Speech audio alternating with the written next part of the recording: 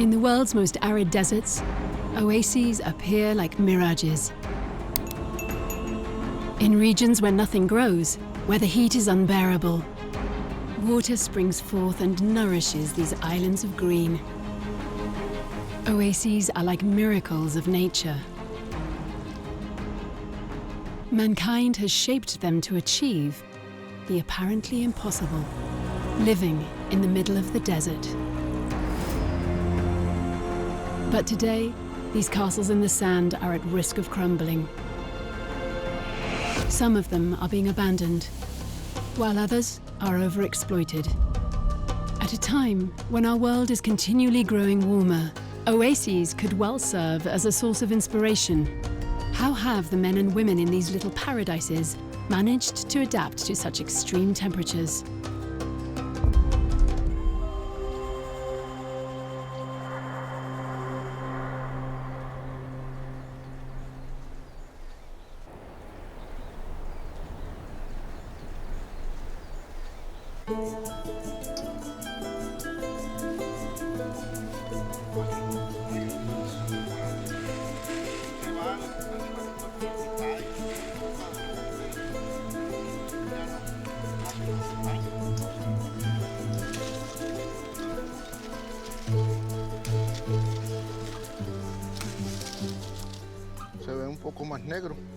On this bunch, the grapes seem nicely ripe. They're high in sugar, which gives a very sweet wine. It even has a little taste of port.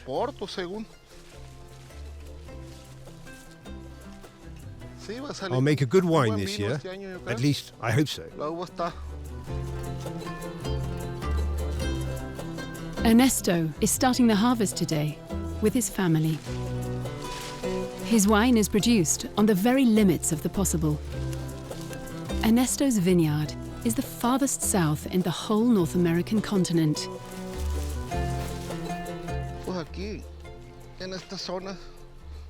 In this region, it's very hard to go all the way to the harvest. I see it as a triumph of nature, the fact that the vine thrives so well here.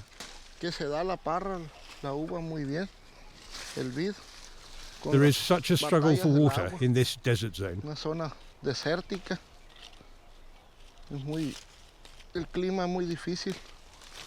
The climate is really harsh. So yes, you could say it's a miracle to have so many nice grapes.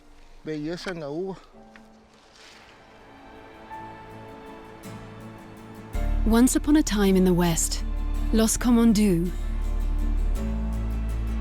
is a Garden of Eden in the far west.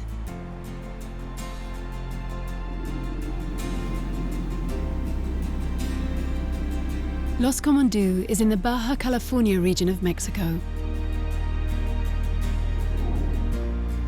This 1,200-kilometer peninsula is dotted by around 100 islands of green. These are the oases of America. Around them is a vast desert the size of Italy. It only rains here for a few days per year, and temperatures can reach 50 degrees Celsius. Hence the name California, which comes from the Latin meaning hot oven. In this desert, the oases provide a Wild West backdrop. But in Los Comondú, it wasn't gold that brought the early pioneers, it was water.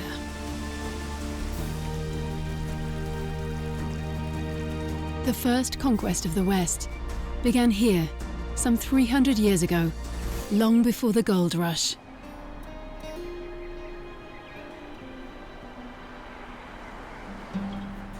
The first Californians from Europe settled here in Los Comondú.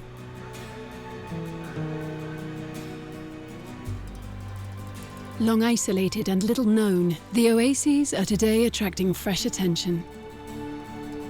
Researchers are fascinated by this Eldorado, where water is turned into wine. The cowboys who still roam here show us around this earthly paradise.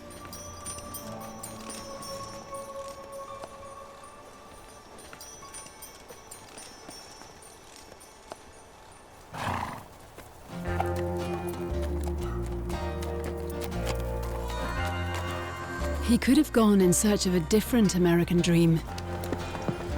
But at 27, Miguel Perpoli chose to stay in the Oasis town where he was born.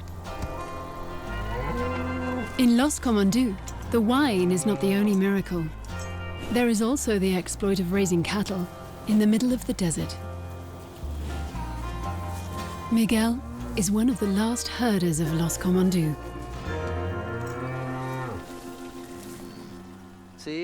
Our cows are thinner than elsewhere because there's not enough rain. It only rains once a year, so we have to accept that our cows lose weight. We keep them with us, we buy them hay until it rains. After the rain, we release them and we can breathe a little easier. In summer, the cowboy has no need for his lasso. Miguel has to wait patiently for the autumn rain before roaming again in the wide open spaces. This has been in my blood since I was a kid. I love my cattle and I love being on horseback. That's why I stayed here.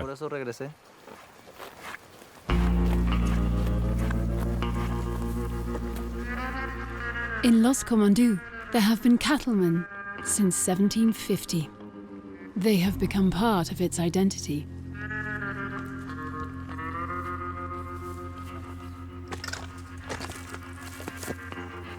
And where there are cowboys, Indians are never far away.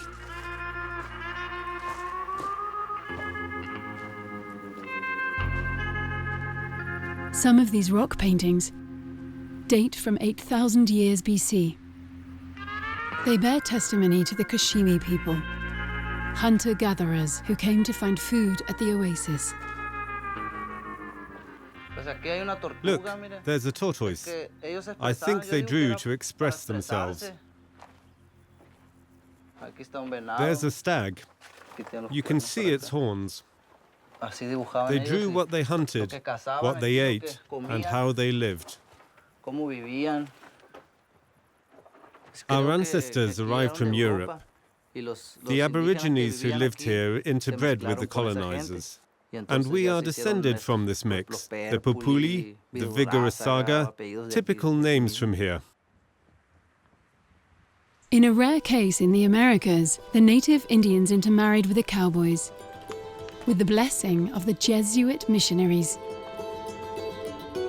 The history of California is inseparable from these religious men from the old continent who came to convert the populations in this arid land. For weeks, the missionaries walked across this desert. And when they arrived, exhausted in Los Comondú, this is what they discovered.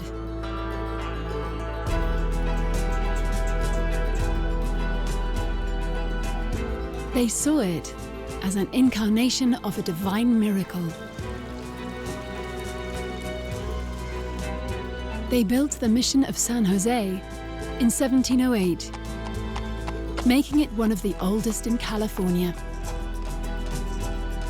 And God created Los Comondú. Until their expulsion in 1767, the Jesuits radically transformed the ecosystem of the oasis.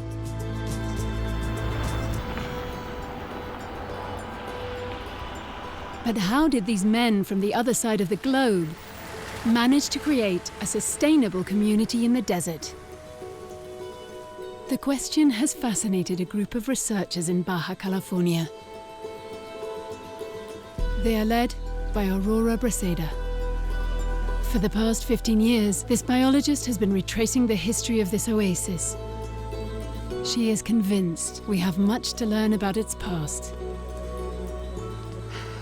When the Jesuits arrived, they discovered a very wild oasis, covered with palm trees, a little like you see here.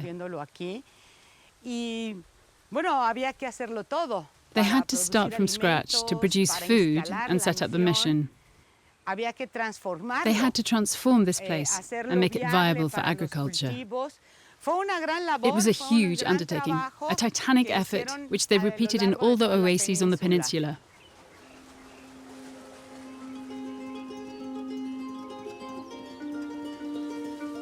To gauge the scale of transformations carried out by the Jesuits, Aurora goes back in time by investigating the plants.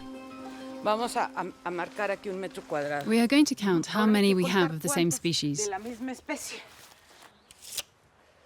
40. And the other one? The aim is to record in a square 10 meters by 10 all the species of tree, shrub, and other plants within that perimeter. That provides a sample of the vegetation. We have to repeat the operation to gain a good representation of the whole ecosystem. Fernando, let's measure this plant, its maximum height. Start here if you would. Thanks to this survey process, Aurora made an astonishing discovery. More than 1/3 of the plants recorded are not indigenous to the continent. The Jesuits therefore introduced most of the cultivable species, like the date palm. Until the missionaries arrived, there was only the Washingtonia palm, the endemic species in this part of America. The Jesuits came from Spain. They already had knowledge of Oasis culture, thanks to influences from the Middle East. They brought with them the date palm, a resistant species that can grow here and which produces a lot of fruit. In fact, when one thinks of an oasis, the image of a date palm immediately comes to mind.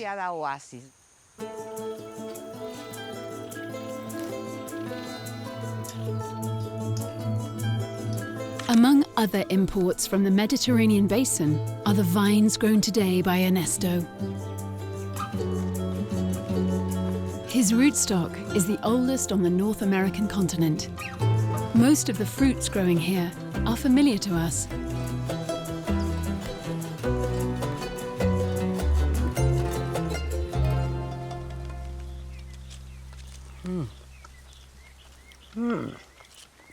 Buenísimo. Delicious. Here we can see a magnificent fig tree. It was brought here by the Jesuits to be cultivated along with olive trees and fruit trees, which give this land a Mediterranean feel.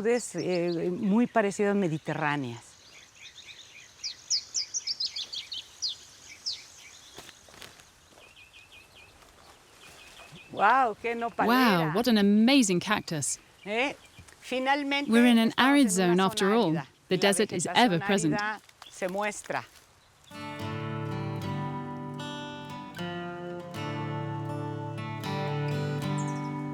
These orchards are the Jesuits' legacy. Today, they are the symbol of Los Comondú. Each family has its own garden, like Virgilio Perpulli.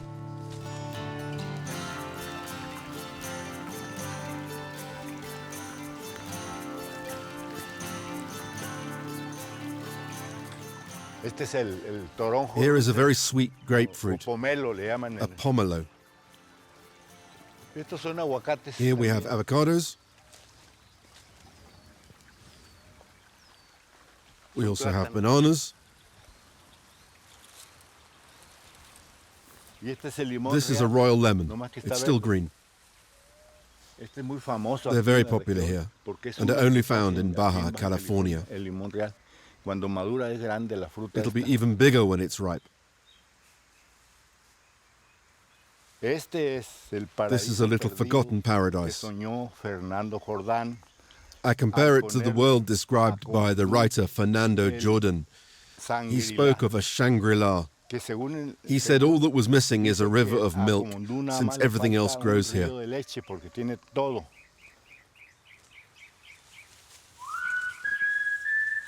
These gardens mean every family can feed themselves year-round on a self-sufficient basis.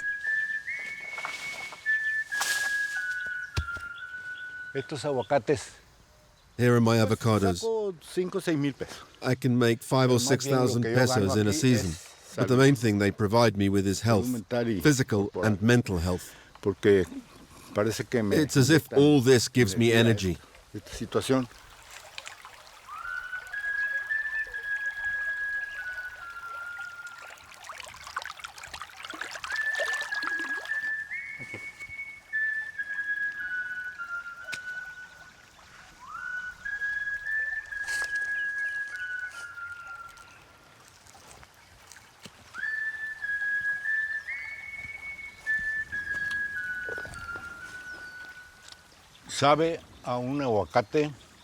They're organic and full of flavor.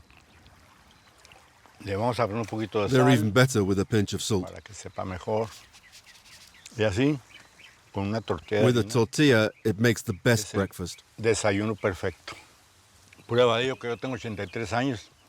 I'm nearly 83 and still going strong.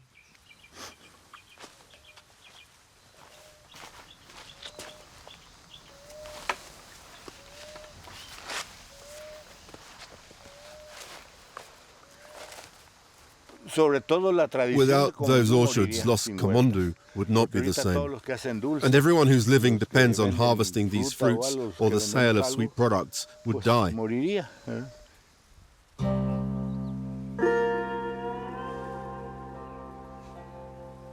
The Jesuits did not only lay out these gardens, they also built a whole irrigation network like those found in North Africa. They transformed sandy and rocky beds into terraces for agriculture. The system of gardens set up by the missionaries is very stratified, with various types of crops in the orchards. For example, there you have sugarcane, and above that, fruit trees. These arrangements took a lot of work. The whole natural environment was altered for this cultivation. It's actually the first form of agriculture in the Californians. It was here that California was born. It was then the hand of man which shaped Los Comondú. But this miracle would remain a mirage without the presence of water. But where does it come from? To find out, you don't have to look at the ground, but at the high peaks, towards the Sierra de la Giganta, the mountain range which rises to 1,176 meters right above Los Comondú.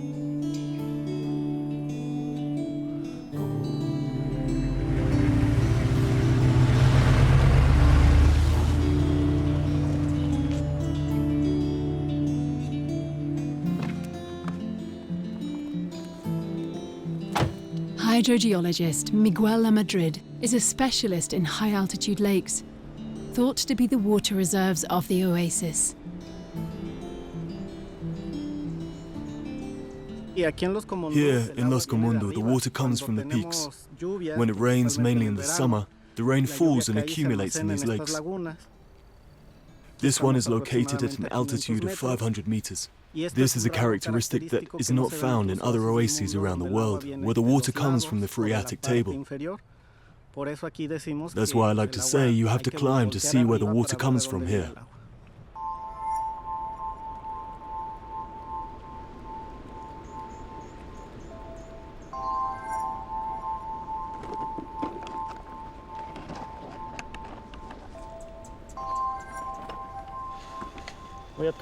We're going to test the water quality we have here around the oasis.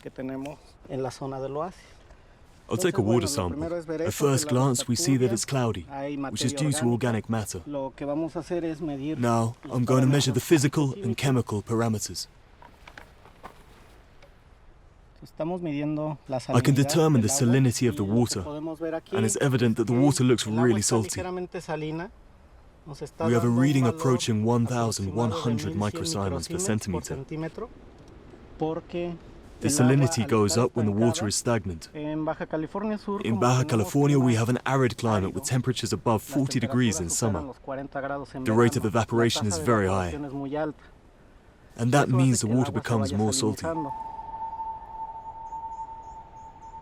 The presence of salt confirms that a significant volume of surface water quickly evaporates due to the high temperatures. But why doesn't the water evaporate completely? And how does it reach the oasis below?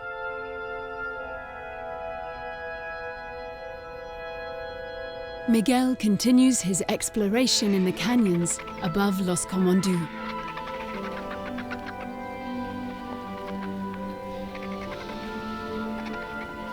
The secret of the water supply to the oasis can be found in this rock.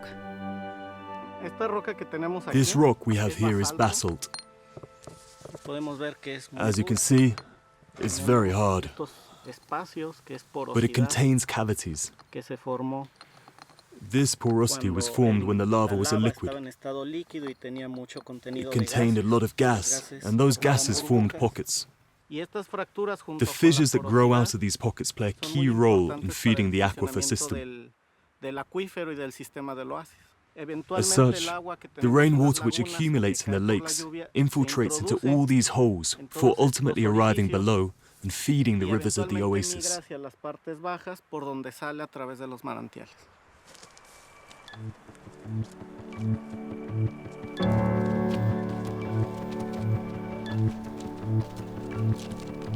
This basalt rock formed some 10 million years ago in the Sierra de la Giganta, when these now extinct volcanoes erupted. The oases of Baja-California formed along the former lava flows, which became basalt rock. This basalt is present in the whole canyon system which surrounds Los Comondú, characterized by symmetrical columns shaped by the movement of tectonic plates.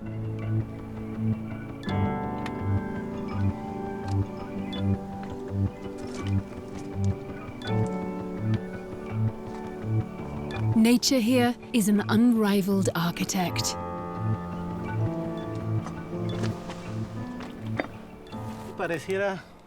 These rocks look like a cathedral, or you might say the pipes of an organ in a church.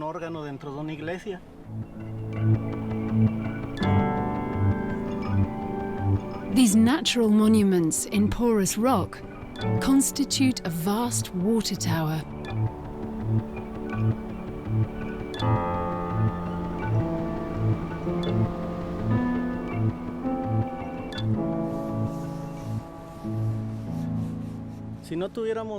If we didn't have this water storage system in the fractured rock, the water which accumulates on the high plateaus would end up evaporating, and there wouldn't be a drop below. The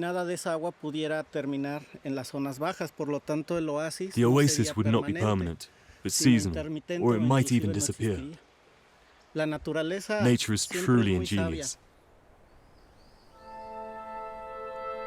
The hydrogeologist's work has revealed the pathway of the waters of Los Comondú. When rain falls in the mountains, it collects in the high-altitude lakes. The part exposed to the air will evaporate, but a proportion of this water infiltrates the porous rock. It remains stored inside these cliffs before slowly flowing into the oasis below. The water stored in the rock reappears on the surface through this resurgence process.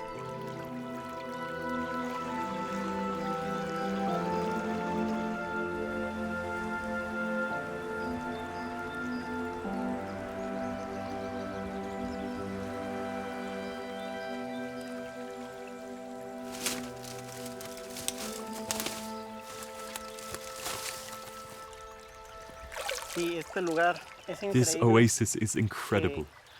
Imagine that the water we touched up there at an altitude of 500 meters, several kilometers from here, filters through these rocks before re-emerging in this magical place. Water is life. That is the magic of this corner of southern Baja California. The aquifer system allows mankind to live in one of the world's most arid deserts. It has also made Los Comondú a refuge for hundreds of animal species, like this unusual lizard, Bipes biporus. This reptile looks more like a worm, and indeed it spends most of its time beneath the sand. Around 20 centimeters long, it has 2 front feet, but no lower limbs. It is only found here in the oases of Baja California. Other species depend entirely on the waters of Los Comondú. Like this aquatic turtle, an unlikely denizen of the desert.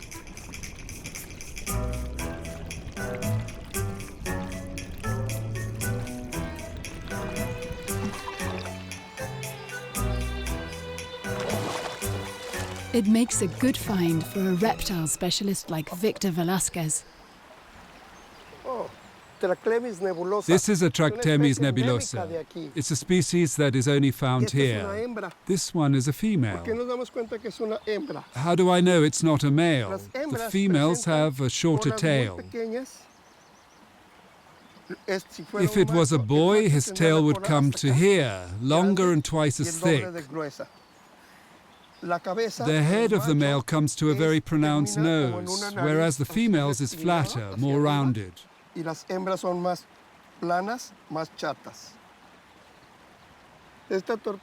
This species only lives in this oasis, nowhere else.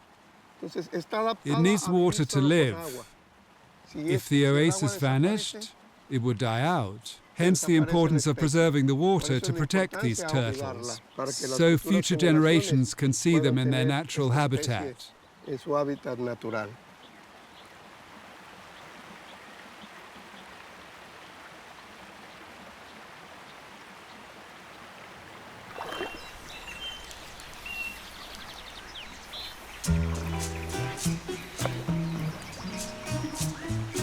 Reptiles are excellent indicators for the state of health of the oasis.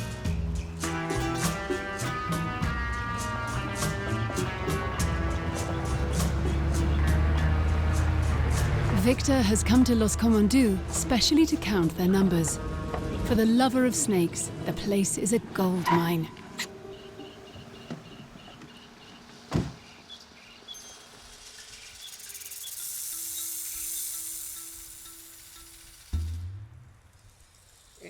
This is a water snake.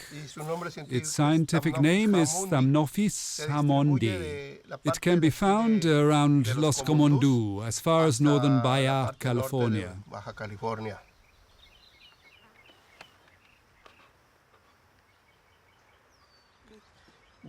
Since he doesn't seem too upset, we'll take a few measurements and put him in the bag.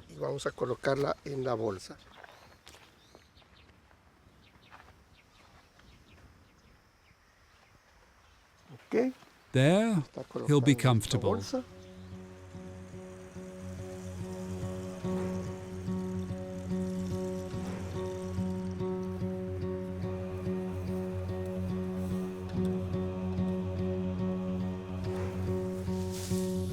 The oases of Baja-California have a high density of snakes.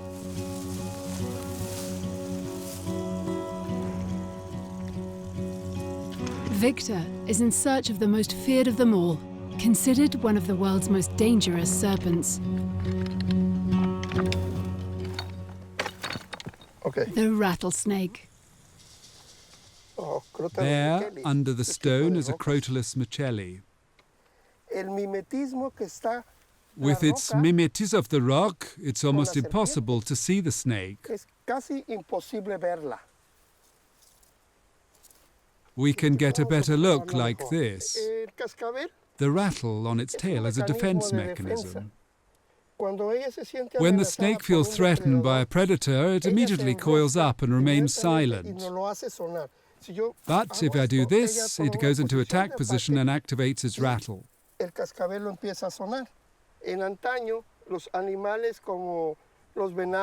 Once there were bison and stag. And to avoid being trampled, these snakes evolved by developing this alarm mechanism.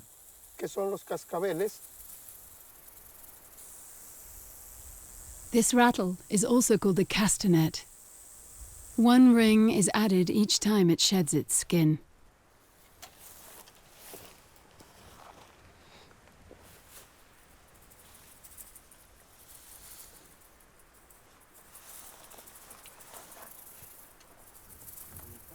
Here's the Crotalus ruber. It's magnificent. It's one of the 8 species found in Baja-California, and the biggest of them all.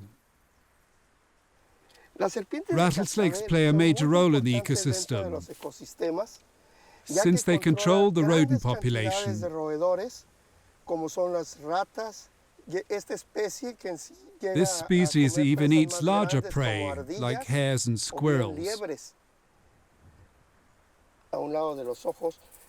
It can detect the heat of its prey at night using sensors between its eyes. This snake has hemotoxic poison which destroys blood cells. Before being swallowed, the prey is already undergoing a degree of digestion.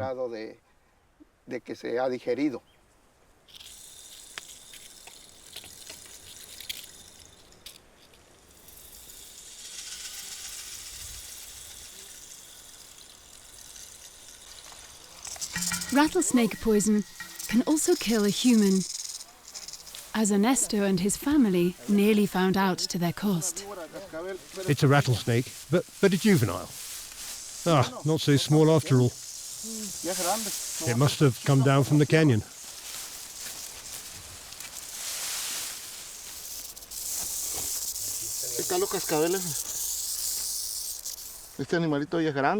Ah, it's quite a big fella.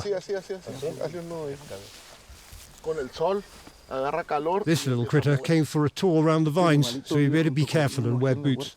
You can see its fangs. I'm going to make it spit out its venom.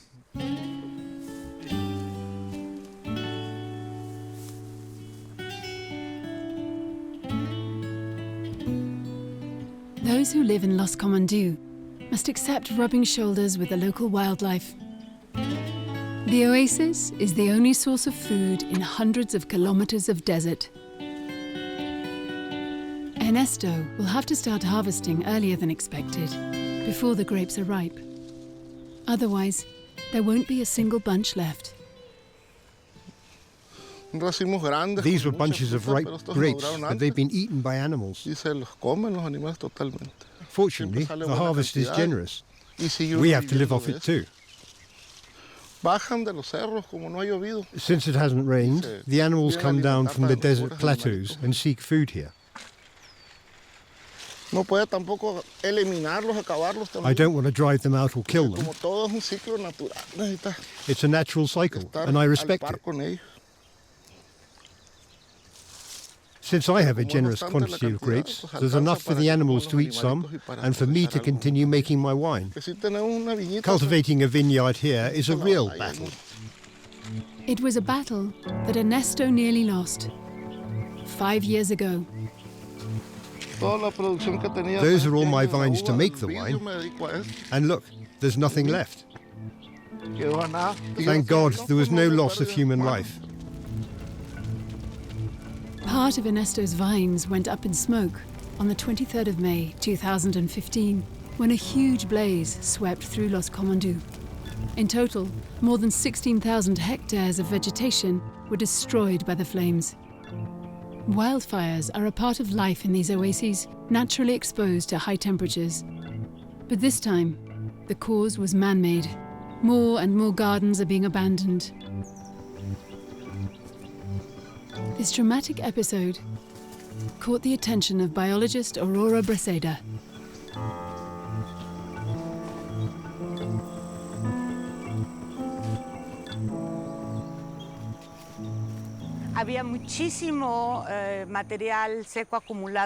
There was a huge quantity of dry combustible plants, such as dry palm branches, which had accumulated on the ground.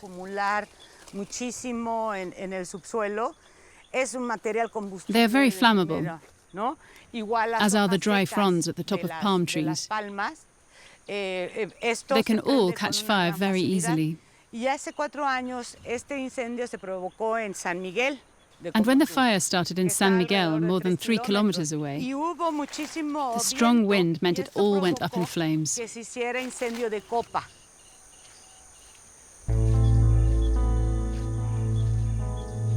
But while mankind falls short at times, nature is capable of astonishing resilience. The resistance and capacity for regeneration of this oasis is incredible. Only 2 months after the fire, I came to take some measurements, and I saw hundreds of little palms growing. The oasis was already in full regeneration mode. But the situation could change for the worse. If the orchards are left abandoned, the risk of wildfires will increase. The problem is that if such events occur more frequently, they could endanger the capacity for resilience of an ecosystem like that of the oasis.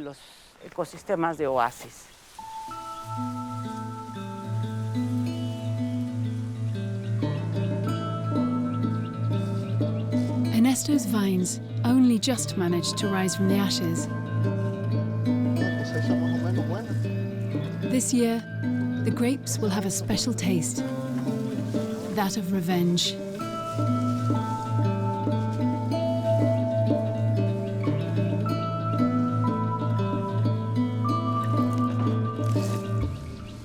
The freshly cut fruit is laid on palm mats, where it will be left to ripen in the sun. In a few weeks' time, it will be turned into a delicious sweet wine. Ernesto learned his trade from his father and his uncle Virgilio.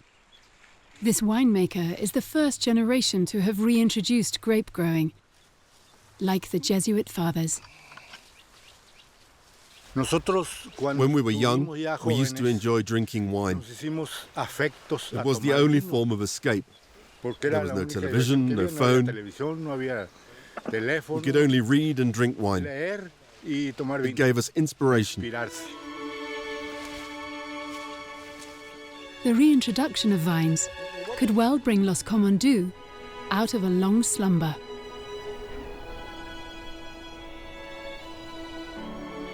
Virgilio is now 83.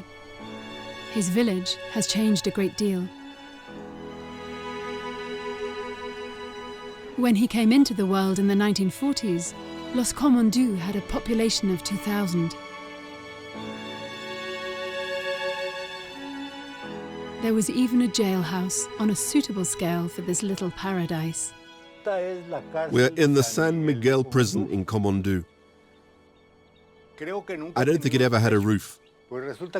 Once, they jailed youth for a minor offence. Then one night, he climbed over the wall and went back home to sleep. The next day, the sheriff caught him and fined him for a double misdemeanor, breaking the law and escaping. A few months later, he was jailed again, and he did the same thing. Except this time, he went home to sleep, but the next morning, after drinking his coffee, he quietly returned to his cell, and no one noticed he'd been gone.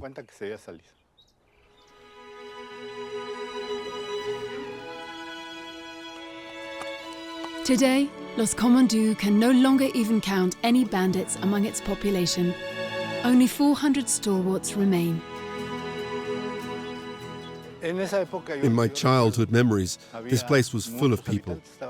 The houses were all inhabited and families were large. There were more than 1,000 inhabitants in each of the two villages.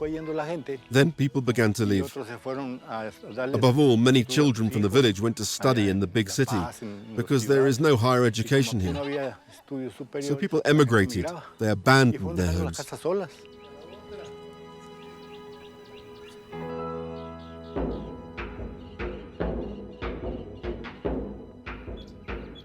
For almost half a century, Los Comondú was like a ghost town. Old-timers like Virgilio remained. But the young who went off to study never returned. Don't forget your gun along the way.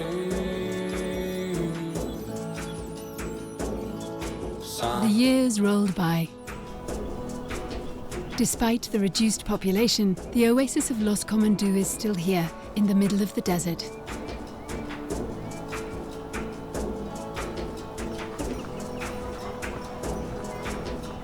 It has raised a new generation. Don't forget to ring alarm bell for stairs. fed on fruit and driven by the passion of the elders.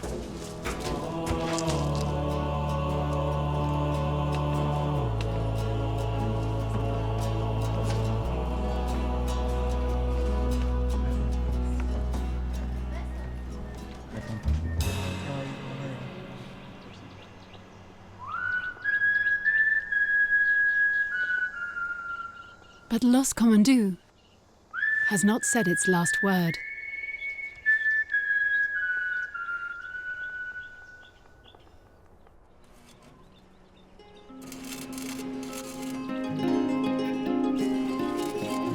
There has been a stirring in the past few years.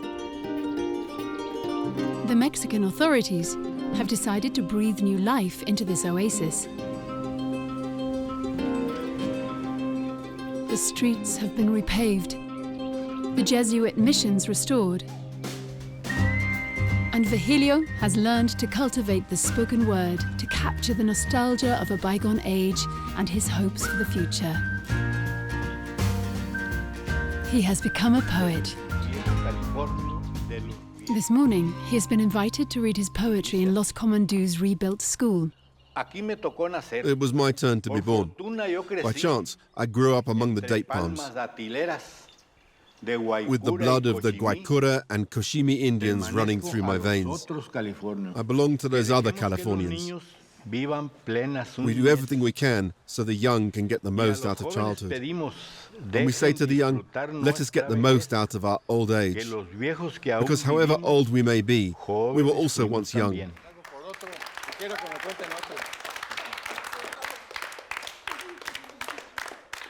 Who among you, when you're as old as me, will remain here in Los Comondu? Little scamps, you're all staying? Then me too. I'm going to read My Village's Smile. Here in Los Comondu, we like to laugh.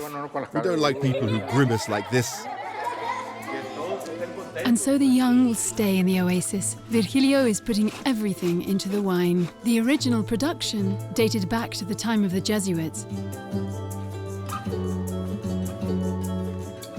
Today, Ernesto is teaching his son to vinify the grapes.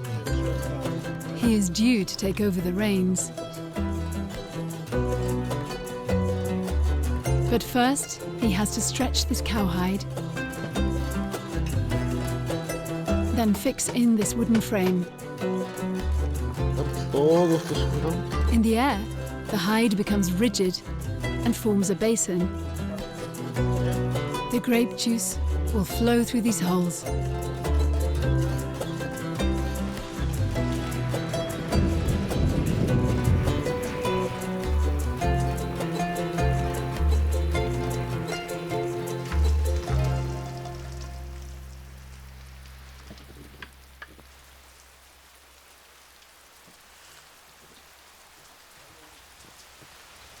Here, everything is artisanal.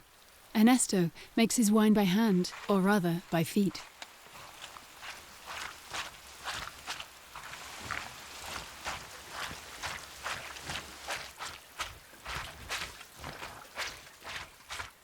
Biologist Aurora Braseda comes to watch the process, which also dates back to the missionaries. Hola, ¿cómo estamos? Hello, how are you? I haven't seen you in ages. Have you come to help me crush the grapes? Don't you want to come and dance? Dance a few steps? I really wanted to come and see this stage. I was wondering if this technique still exists. I love it. These are old traditions which date back to the Jesuits. Reviving this is almost a historical archive. I'm thrilled. Es un documental histórico, ¿no? A mí me encanta. Would you like to try? Absolutely. Of course I would. Get right in the middle.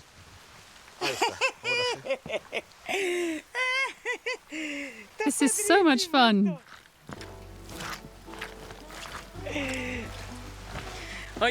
I'm doing pretty good, right? It's not so easy. Go on, dance. It's the dance of the grapes.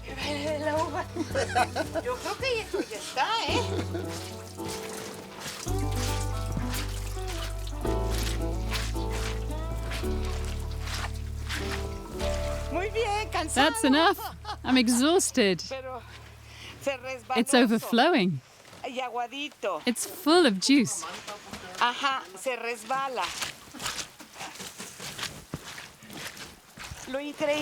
The incredible thing is this cowhide acts as a filter. That must give it a special flavor. Everything is natural, organic, with no pesticides. United, traditional, historical. What more do you want? Sustainable too, and delicious. From this juice, Ernesto hopes to produce 2,000 bottles this year, which is enough to keep him and his family going financially for the year. In Los Comondú, they live with what nature provides. It is this model of sustainable agriculture that Aurora Braceda wants to promote to defend the oases of Baja-California. I think it's a fabulous landscape. I'm a biologist, so it moves me. But it's above all the people, these inhabitants, their warmth, their ability to adapt, how they've learnt to live here. It's true. I've fallen in love.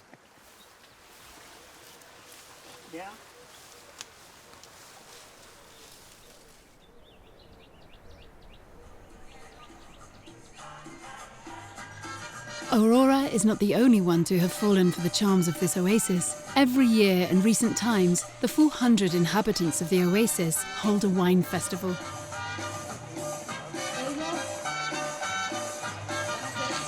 A jury of Mexican gourmets have come to award a prize to the best wine.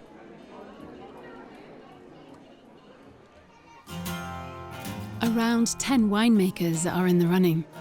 From Los Comondu, like Ernesto, but also from neighbouring oases.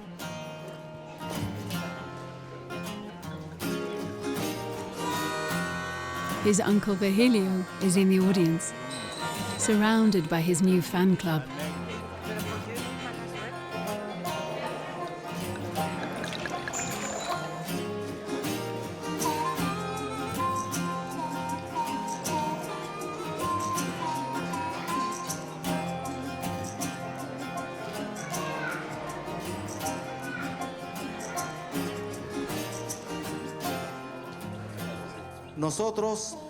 We're going to announce this year's winning wine. The winner is Ernesto Murillo.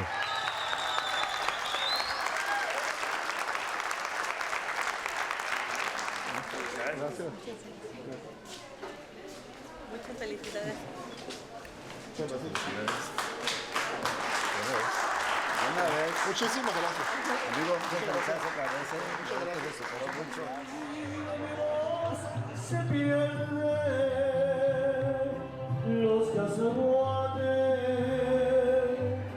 For Ernesto, this distinction represents the triumph of several generations before him. He pays tribute to his parents, notably his father, Virgilio's twin brother. You see, Pa, I succeeded thanks to you. I followed your instructions well. You're a very good son.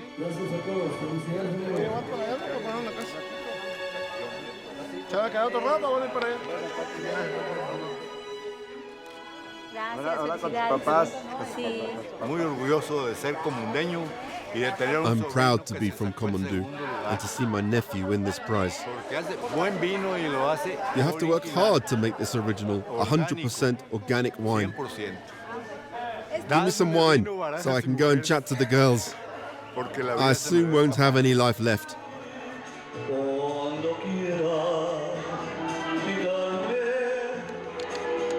By reviving this tradition of wine production, Los Comondú can hope to rekindle the spirit of the pioneers. The wine, this miracle that the Oasis manages to produce in the middle of the desert, has shown the community in a fresh light. Thanks to man's intervention, a genuine ecosystem could emerge in the harshest of climatic conditions while respecting natural resources. That is a source of inspiration in a world of global warming.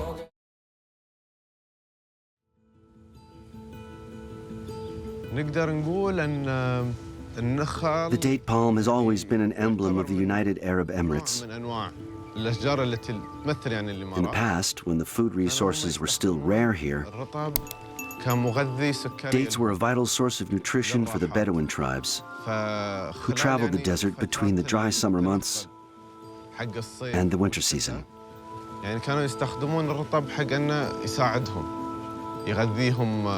Dates satisfied their hunger and provided much-needed sugar.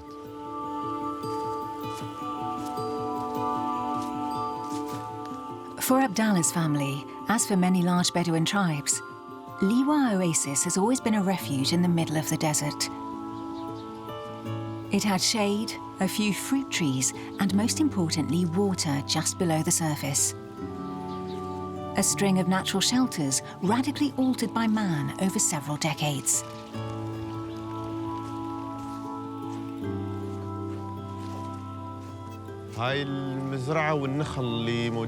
The palms on this plot were planted by my grandfather. This is the parcel where it all began just over 40 years ago. He planted all these palms with his own hands. Then other people arrived and started planting too. And that's how the palm grove spread. They mainly worked the plantations in winter because it was very strenuous work and the summer heat was oppressive. So they would return to the coast for the pearl harvest. They worked as pearl divers. With the money they earned, they were able to develop their plantations and provide for their families.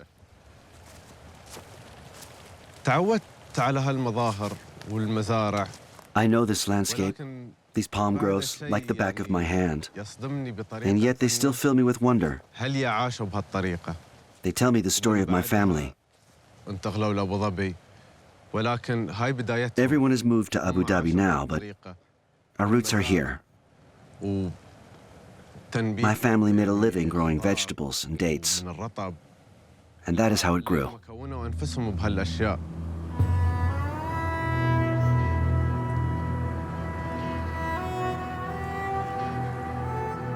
3 generations to create, bit by bit, this 70-kilometer-long mosaic of trees and sand.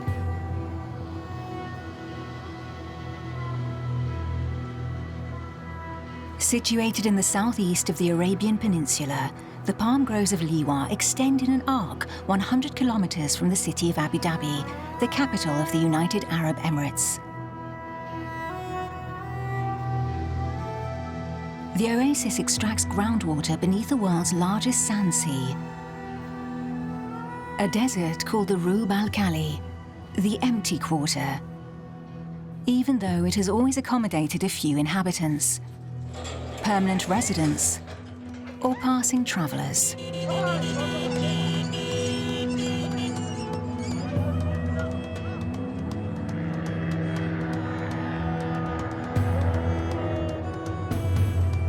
The oil boom of the 1970s had a profound effect on traditional society and made the Emirate of Abu Dhabi rich, but the region remains one of the most arid in the world.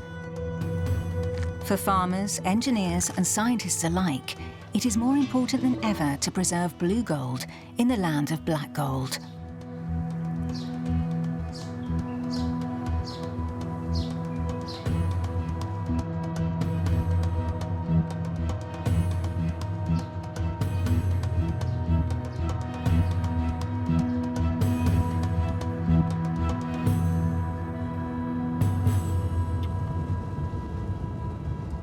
like in this, the nest I told you about. Mm-hmm. It's not far from here. The nest? Yeah. I was thinking about it. It could be, I think, three things. It could either be an eagle, or it could be a desert raven. It's a big crow. No. Not one of them? It was huge. It was huge. It's probably golden eagle then. If it's that big, it has to be an eagle. Does it breed here? They are known to breed in this area, yeah. Okay. Yeah. Robert Gubiani and Omar Al-Kabi are zoologists. On behalf of Abu Dhabi's Environment Agency, they are developing an inventory of the animal species that roam the desert around the oasis.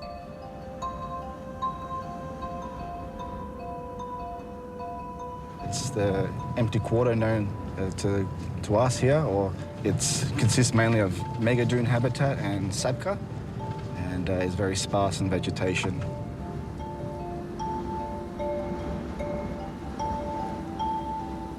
So a lot of these dunes are very, very old, and they only move a few meters every year at the top, but they kind of layer up. It's almost like you can see the wind shaping it, each dune. And although they're hard to drive up, they're wonderful for animal tracks because they come up so clearly, especially in the morning. To study the often timid creatures, Robert and Omar stick to the sabkhas, these small plains rimmed with vegetation, sometimes found at the foot of dunes, between the desert and the palm groves of Liwa. Here, a few hardy plants sink their roots. Clouds and morning mist deposit moisture, and life emerges discreetly from the bare sand.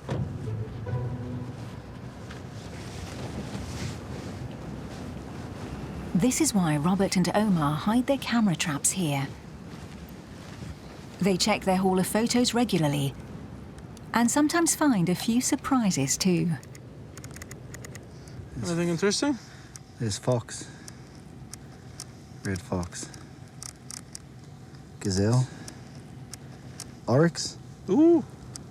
Oryx in there. Nice. What's that?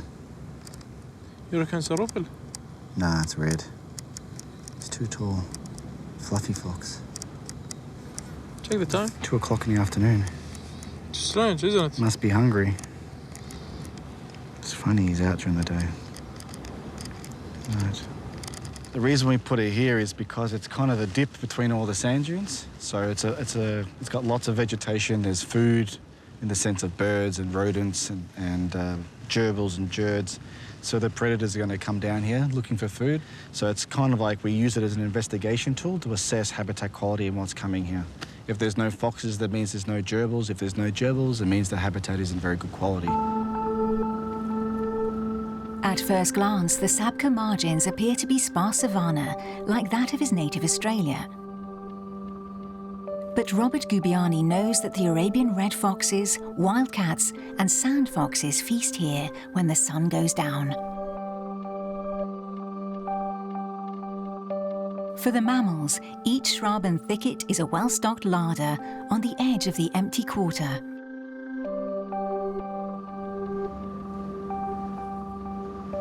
Because beyond the fringes of the oasis, another world unfurls, almost another planet. A planet where the temperature can soar to 60 degrees Celsius on summer days, and where it takes expert hands to unearth the odd form of life.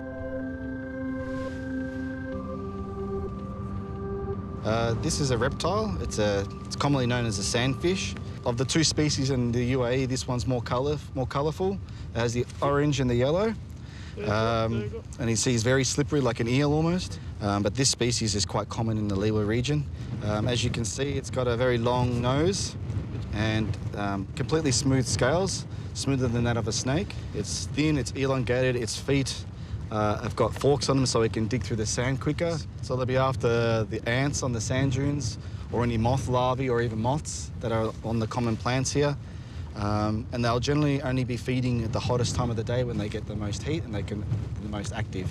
At night time, they'll burrow down to avoid being hunted. So you see them from afar, but you generally never see them this close. So we're very fortunate today.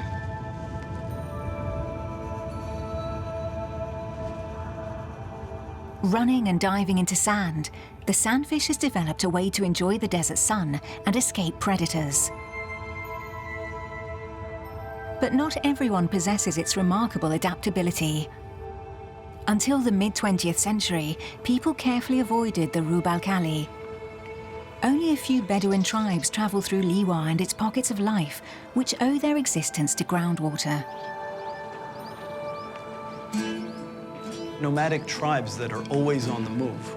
They will usually be going either from oasis to oasis or trying to reach destinations by which they could either over summer or over winter settle as the weather was getting extreme. An influential advisor at the Ministry for the Environment, Sheikh Majid bin Sultan al-Qassini, always speaks movingly of this not-so-distant past, when his people's survival depended to a great extent on hunting and gathering. I remember asking my grandmother, who's still alive, who was saying and telling me about what they used to eat. And it was very simple at that time because it was all they could have. So they would, in the morning, have some dates. And typical of this region, that you used to have locust swarms. And in the season of the locusts, they would set out camps in the desert to be able to capture them, and these are roasted and eaten. And there they would either have, in the oasis or in the location that they were, certain plants and certain animals that they could hunt. And that nomadic lifestyle was very much about living in harmony with the environment. Without it, you wouldn't survive. Adapted to the constraints of aridity, the nomadic way of life did without agriculture for millennia. No need to put down roots in the desert when you have to move on anyway. The camel really was the backbone of nomadism. It was both vehicle and provider. You used to be able to move your whole settlement, your whole tribe, with a caravan of camels. And for those that weren't moving so far, they would use camels to make sure they also got camel milk. That was very sort of vital to the nutrients you were getting, as well as deal with the harsh weather, survive on very limited water resources.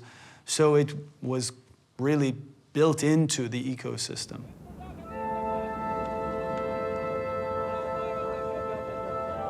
Today, though, the camels look glum. In the 1970s, their nomadic masters became sedentary. Villages and hamlets sprung up on the former encampments, but the majority of the population gradually moved to the cities on the coast.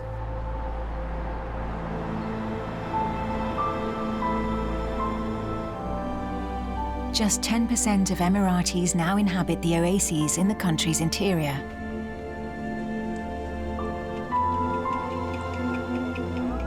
Although they no longer live with their herds, the Bedouin remain deeply attached to their former traveling companions. A purely sentimental attachment? Not exactly. In the United Arab Emirates, a race camel costs as much as a luxury car.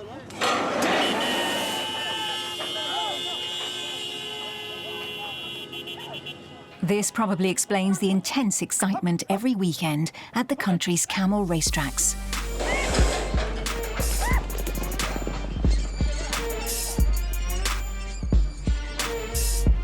It's the Wild West in the land of Lawrence of Arabia.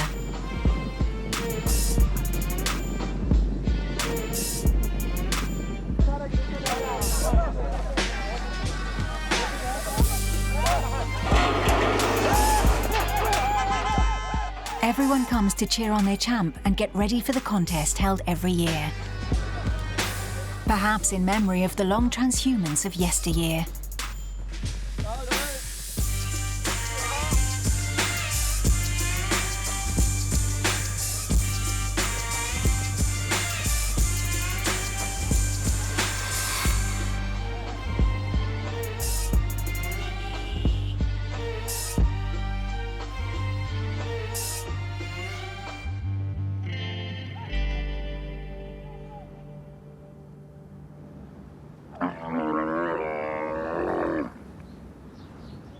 In Liwa, however, no one exhausts their camels at racetracks. At Mrs. Al-Mansouri's place, they even enjoy a well-earned retirement. For younger generations, these big, cuddly 1.5-ton animals are a reminder of a life they have never known. But Mrs. Al-Mansouri has experienced the transformation of Bedouin society and the Oasis firsthand.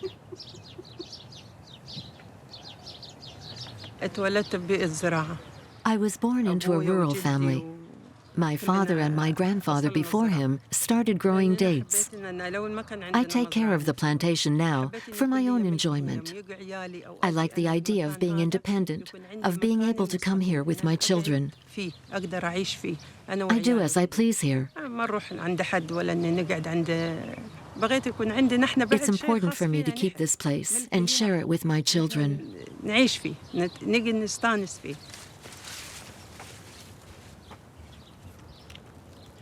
On the family's land, Mrs. Al-Mansouri looks after her palm grove the traditional way.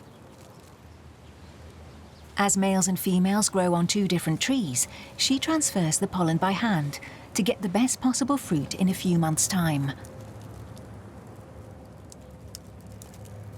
I grow all sorts of dates: Kala, Lulu, Goman, Daba, Gnazi, Ziz. There are Sati, too, which originated in Saudi Arabia. I also grow tomatoes, bell peppers, eggplant, cilantro, parsley, dill, cabbage, and cauliflower. All the vegetables you find at the market, I grow here. When she planted her first vegetables in the 1970s, Mrs. Al-Mansouri was among the pioneers. One by one, she and all those who resisted the lure of the big city created the vast plantations we see today.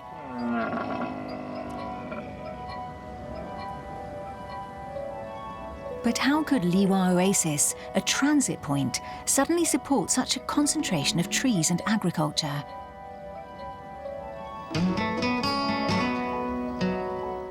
Where did they find the water needed to create this crescent of greenery in the middle of the desert?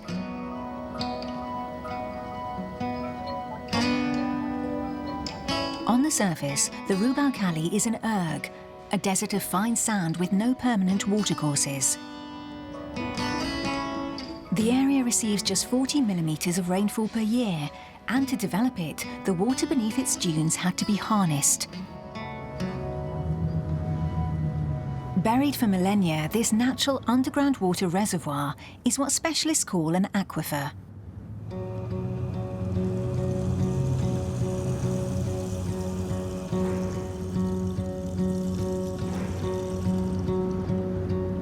About 30,000 years ago, the climate of the Arabian Peninsula was much wetter than it is today. Rainwater seeped through the soft subsoil until it reached the bedrock, the hard, solid area of rock at a depth of 100 meters.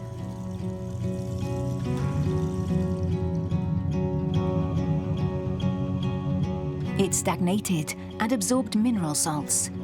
Each successive rainfall deposited a new, younger and fresher lens of water above it.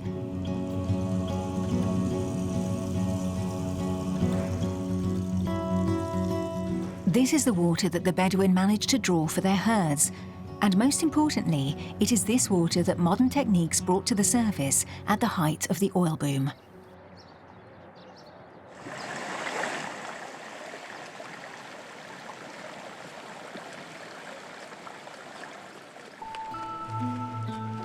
One man led almost single-handedly the greatest development the area has known in its thousands of years of history.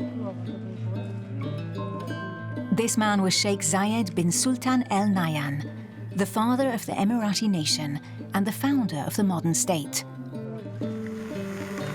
Throughout the country, schemes like this are underway.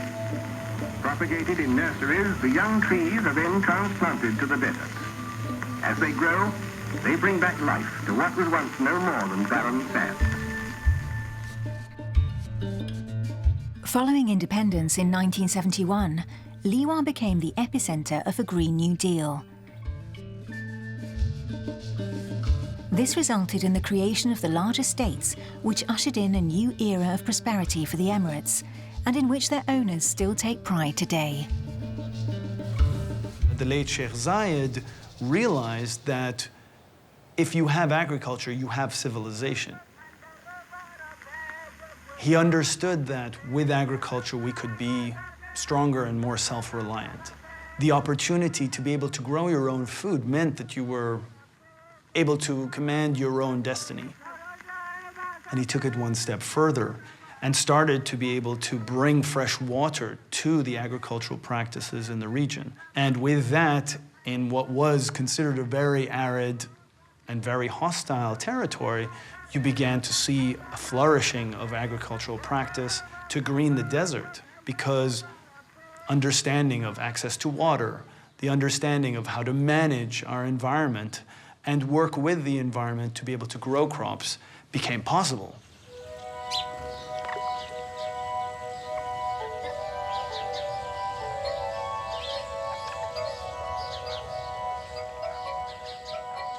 Water for all. The country's rarest and most precious resource suddenly began to flow.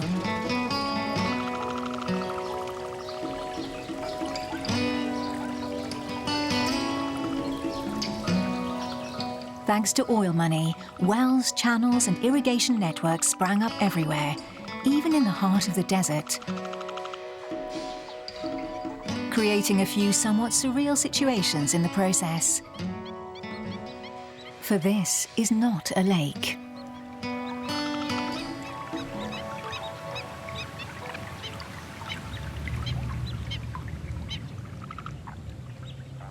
Although it looks completely natural, it is actually artificial. The result, in fact, of substantial leakage. It now attracts birds from all over the world. Ornithologist Shahid Bashir Khan has even come from Indian Kashmir to study this extravagance.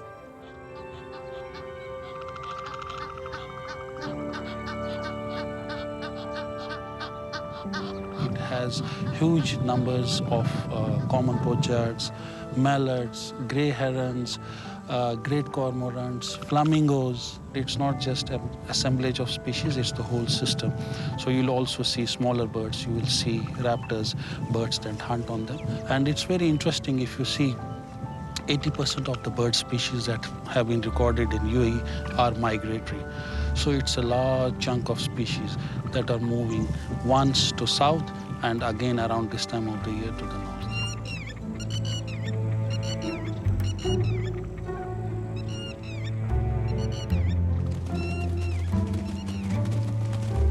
In the past, a few Bedouin traveled across the desert on camels. Today, 90% of the Emirates population comes from abroad, and other travelers who wing their way around the world stop off here as well. When we look at the migratory pathways around the globe, UAE is in the West Asian, East African pathway.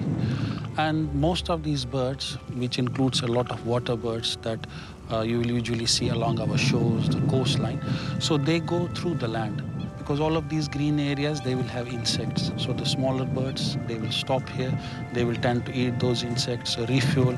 These are their refueling stations. They will stay for some time and then they will move south. And what is also important is some of the water birds, they breed around that inland wetland. Water is the most important thing in the desert.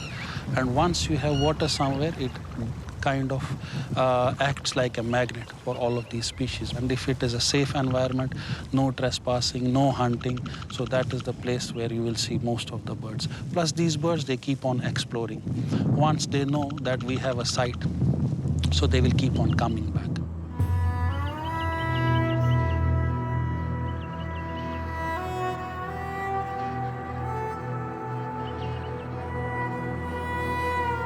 Pumping the groundwater for decades may have been favourable for agriculture and delighted small birds, but unfortunately the old aquifer was gradually depleted as a result.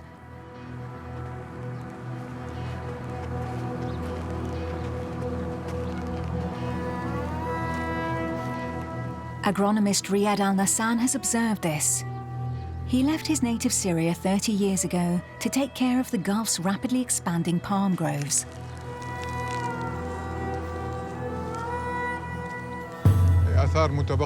Here you can see traces of insect attacks, holes burrowed by the red palm weevil. It was a lot of work, but fortunately, the trees are better now. My palm trees are healthy, insect-free.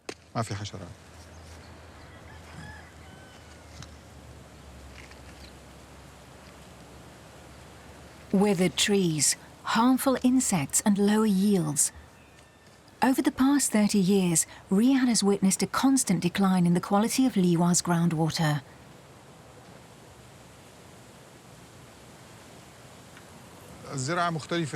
Agriculture is completely different in Syria. We have Aleppo pistachios, olive trees, almond trees, citrus fruits. I discovered palm trees when I came to the Emirates, and I have acquired a lot of knowledge about the different varieties, how to sow them, and the reproduction techniques of specific varieties. As God is my witness, I do my best to take care of them, but there is still a lot to be done to solve the water problem.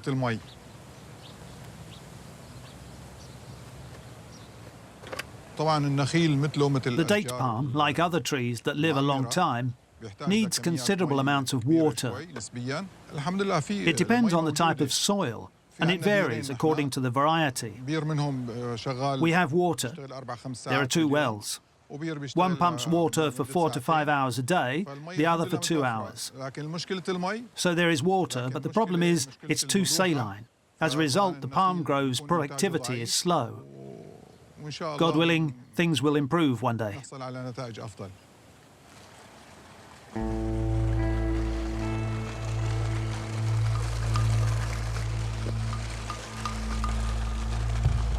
"30 years ago, fresh water could be found a few meters below ground level. Today, the wells are 80 meters deep on average and only bring up saline water from the bottom of the aquifer. The result is scorched vegetation and soil made sterile by a thick salt crust.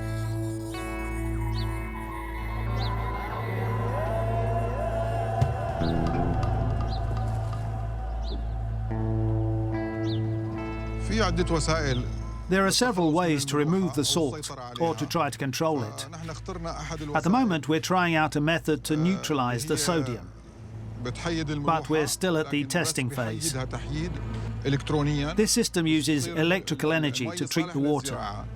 By acting on the electrons, it reduces the water's salinity and makes it suitable for irrigation. It doesn't remove all of the salt, but by modifying the physical properties electronically, the water becomes purer. We're currently testing the process, and we'll need an entire season. It's difficult to come to a judgment before we have the final results. Engineers helping farmers.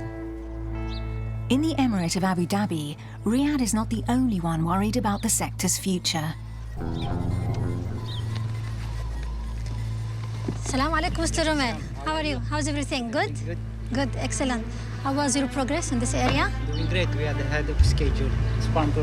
The Environment Agency has become aware of the problem too, and Dr. Bayan Al-Tamna has made a special trip from Jordan to help Rommel and his response team on the ground. 23 sites. So let's start here on this side. Did you choose the sampling site or not yet? Yes, we did, but we have to check around and then see if this is all. Okay, then let's check the area. So this one is still wet. For several months now, Rommel and his team have been taking soil samples all over the oasis. Okay, then let's check this one here. The goal is to create an accurate map of the extent of salinity in Liwa's agricultural soils. Excellent. This morning, Rommel and Bayen have come to make sure the samples are being taken correctly, with the thoroughness necessary to enrich the database. First, I think, yeah, it's fine. Yeah. Okay, good, great. So bring your sampling equipment and let's start. At the rear of the SUV, everyone works in silence. Because the soil augurs and core samplers are gradually revealing how the water salinity is affecting the fertility of the soil. The salt present in the water accumulates on the surface and dries the soil. Make sure you are collecting the soil sample from the exact soil depth.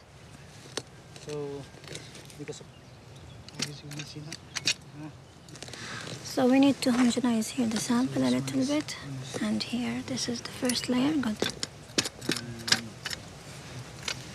Good, so here we have the soil. Yeah, good. Still from 25. Okay. Okay, good. تمام. As you can see, we're collecting samples. Now we're going to measure the salinity. We'll measure the pH, the acidity, and alkalinity. We're interested in understanding the soil salinization process. It's part of our job to end this problem, which represents one of the biggest challenges facing Abu Dhabi's agricultural sector. In fact, soil salinization is a global problem. The world is losing some 2,000 hectares of fertile soil a day due to salinization. We have just begun a pilot project. We're using a technique that has never been used before in the Emirates, hyperspectral imaging. With hyperspectral imaging, we can assess soil quality with drone sensors. Thanks to these drones, we'll cut costs, use fewer people, and save time too. It will make our work more efficient. More than new technology, the Environment Agency is counting on the involvement of local people to help change practices. And the results obtained by the team are interesting more and more landowners. Everything's fine. Excellent. Excuse me, Mr. Rommel. We've just finished sampling this zone. Good. These are today's results. As you can see, salinity levels are high here. Yes, it's obvious. It broadly reflects the quality of irrigation water present here. It affects agriculture. You irrigate, but the plants can't draw water. Obviously, we can't change the water, but we can take measures and learn how to better manage the palm grove in order to improve things or reduce the impact of salinity on the trees.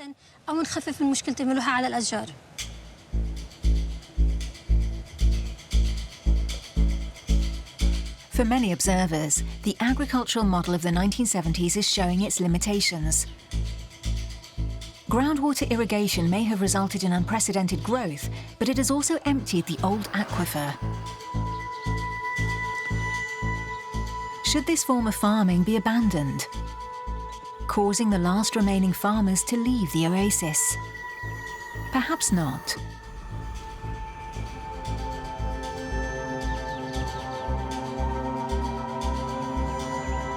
This experimental farm, for instance, is trying out solutions for arid and overexploited environments.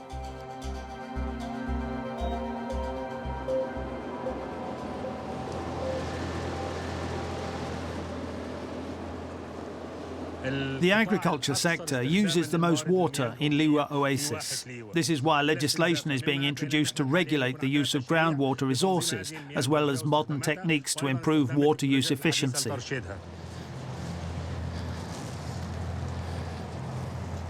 To reduce irrigation, hydraulic engineer Mohammed Dawood encourages farmers to adopt new, more economical and efficient methods.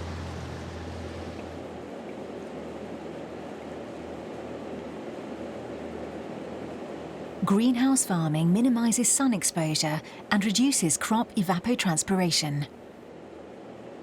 With 1 cubic metre of water per square metre, you can usually produce 7 to 8 kilos of vegetables. Thanks to these modern techniques, with just 1 cubic metre, we produce 30 to 40 kilos of vegetables per square metre.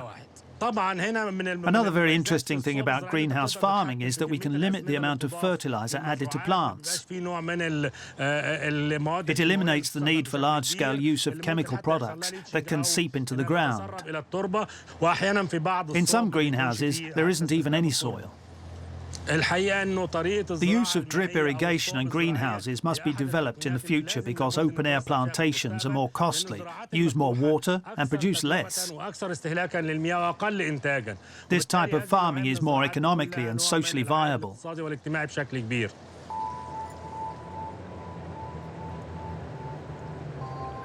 The fact is, there is an urgent need to reduce water consumption.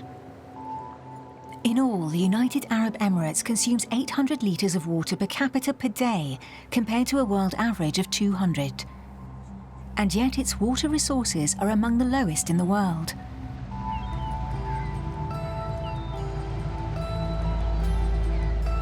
This is why the country has turned to another source of supply: seawater desalination.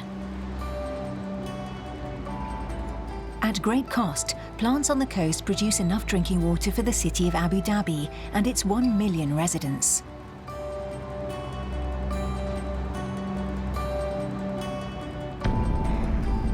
And yet the opulent Emirati capital, built on petrodollars, proudly displays its symbols of modernity.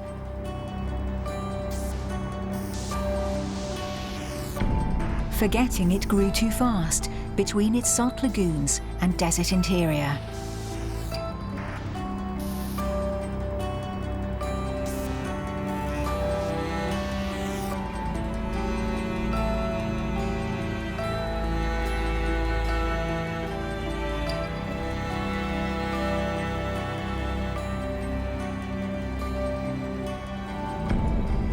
Until the end of the 2010s, desalinated water barely met Abu Dhabi's needs, and the city only had 3 days' supply.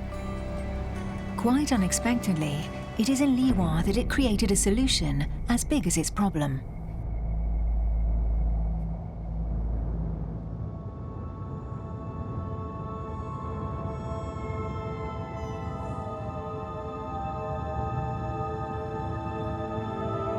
In the heart of the Rub al-Khali, 1,000 miles from any human habitation, a handful of well-informed visitors know there is an encampment like no other.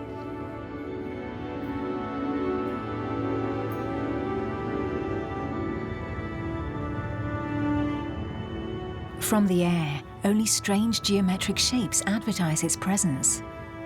The remains of a mysterious civilization, a secret fortress, or movie set.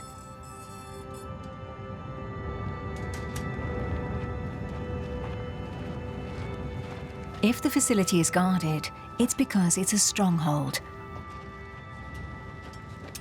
26 million cubic meters of desalinated water have been injected into the old depleted aquifer.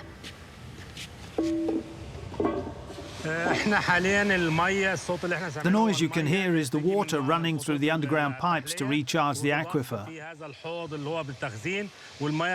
The water then flows by gravity into the ground, where it is stored in huge tanks. It seemed like a crazy idea, but Mohammed Dawood came all the way from Egypt to oversee this mammoth project. It took 3 years and $500 million to build the strategic water reserve that Abu Dhabi sorely needed. We monitor the water stored in the aquifer by means of a series of wells located around each tank. The wells are at several levels, which means we can check the stored water at 3 different depths.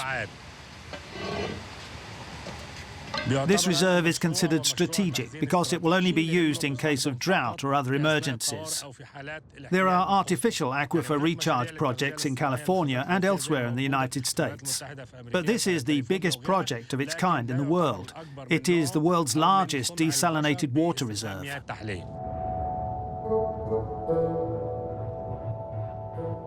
Few countries could afford to follow its example, but by recharging the Liwa aquifer, the super-rich oil emirate can now provide drinking water for up to 90 days in case of an emergency, instead of a mere 3 days.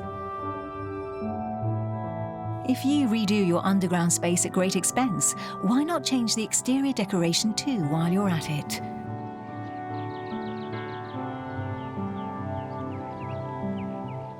Some people are already hard at work gardening.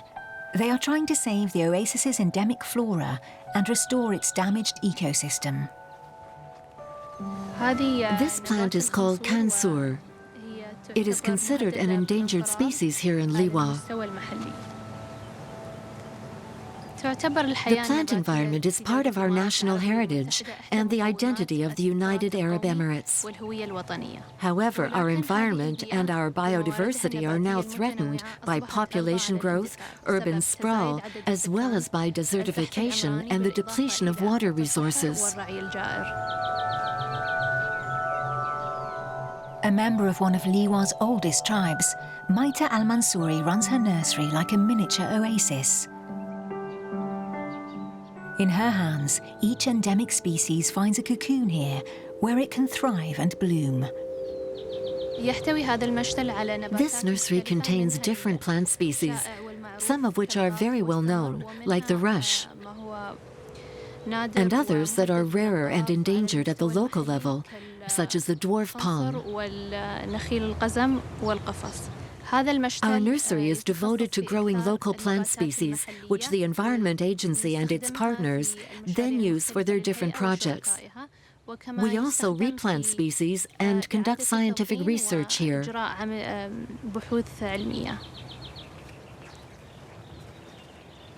Like all the Emirates botanists, Maita is eagerly awaiting the forthcoming opening of the first research institute devoted to desert flora. From 2021, it will be able to produce 1 million seedlings a year.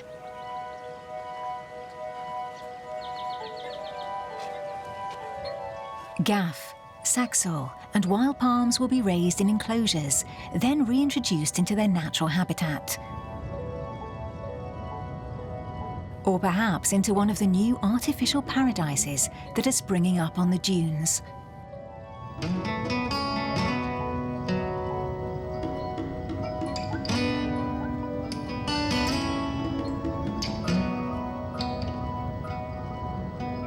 At Qasr al-Sarab, the Mirage Palace, this iconic landscape has become the setting for one of the world's most beautiful hotels.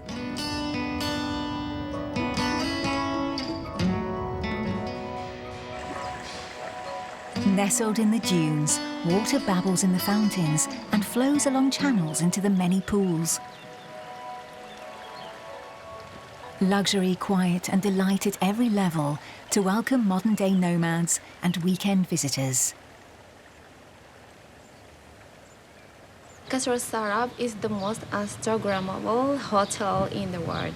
So you can find it on all social media, on Instagram, Facebook, everywhere, yeah. Everywhere. I don't have a problem. The guests can feel the history, how was this history built? The arms, the accessories, you know, especially with the falcon. Yeah, the falcon was a necessary in Bedouin history.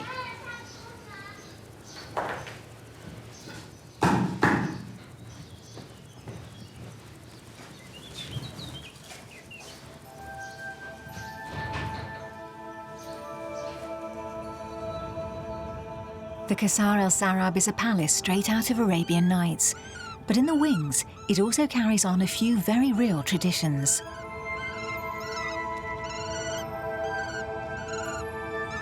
Since the hotel opened in 2009, Walid is cared for its falcons. A bird of prey revered in his native Pakistan, an old companion too of the tribes of the Rub al-Khali. There are many species of falcons. The most widespread are the peregrine and the Siberian gyre falcon. Common kestrels do very well here too. It's a species that can stand the heat.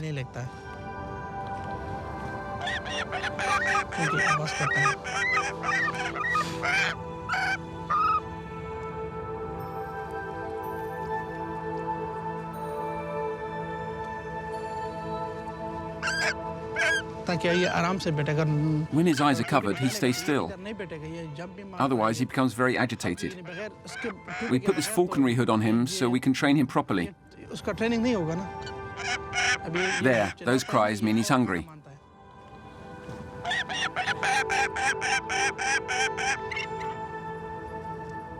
Every day at sunrise, Walid and Mohammed come and train their birds here. These falcons only fly nowadays to delight our eyes. But their long, shrill cries echo the great hunts of the past. As if a bird of prey soaring over the desert could momentarily suspend time.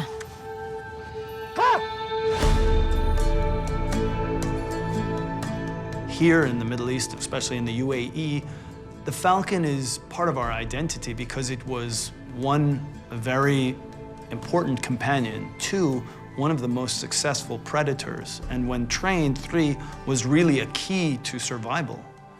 With a falcon, you can catch very large bird prey, which you couldn't by horse or otherwise, if you were lucky, sneak up on. So there was a very important relationship between us as a people and the falcon.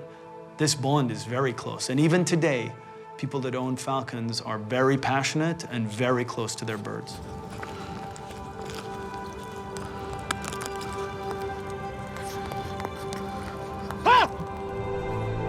Between tradition and modernity, the Emiratis are trying in Liwa more than anywhere else in the country to keep alive the deep bond between the Bedouin and the desert environment. And yet, there where silence once reigned supreme, the atmosphere has changed significantly.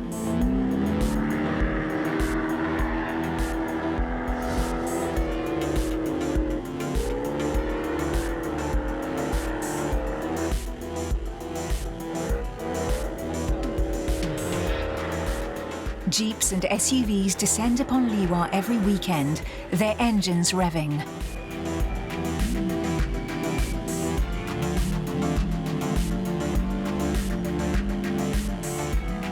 Tal Marib, the world's tallest dune, towering over 350 meters, is now a favorite spot for dune bashers who hurtle up and down its 50-degree slip face. As others glide on skis down snowy slopes.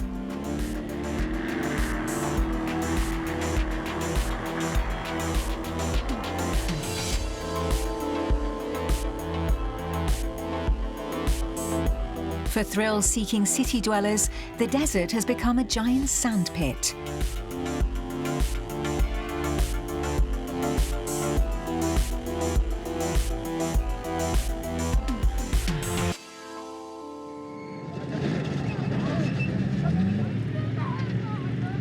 The bellow of camels has given way to the hum of engines here.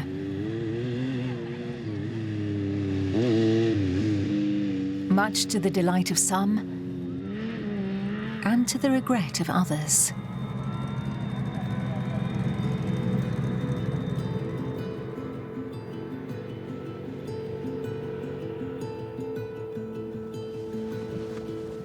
Every weekend, in memory of his grandfather, Abdallah leaves the bustling city and goes on a pilgrimage to Liwa. For me, the desert is the most beautiful thing ever. The landscape is calming.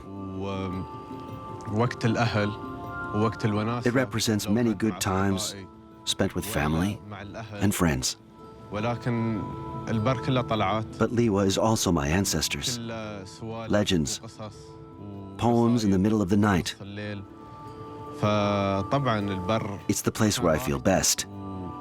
It is part of me, my life, my memories.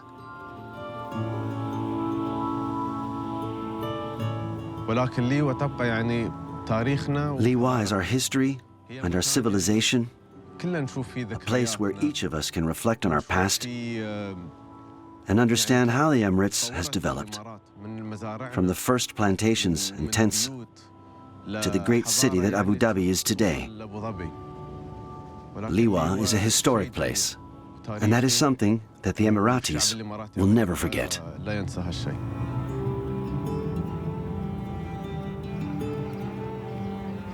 Nostalgia lingers in the night air.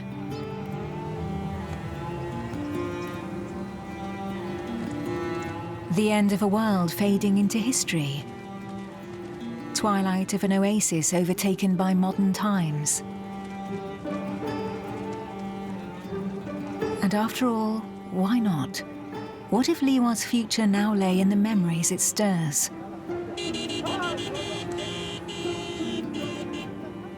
Less than 50 years ago, Abu Dhabi was little more than a wild and hostile desert. Today, it is one of the richest countries in the world, but its people have forgotten nothing of what their elders taught them. Actors and witnesses of a changing world, they know better than anyone what living in an extreme environment means.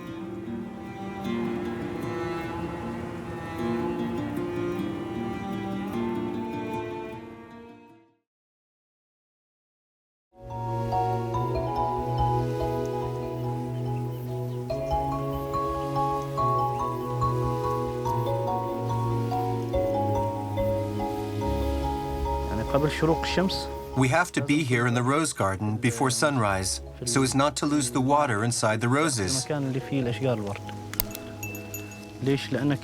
Because when the sun rises, the roses wilt. When they wilt, they lose their moisture, and we need the water in the petals. This small rose isn't ready. We'll wait until it's fully open. But if I don't pick this, we'll lose it. It will wilt and fall off. So it has to be picked now.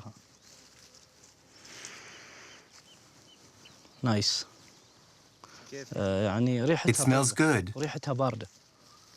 Very fresh. Its smell is, how can I put it? Soothing. This March morning is the start of the damask rose harvest for Saeed Al-Riyami and his family. There's no time to lose. The wonderfully perfumed petals must be distilled immediately after picking for the rosewater to retain all of their fragrance.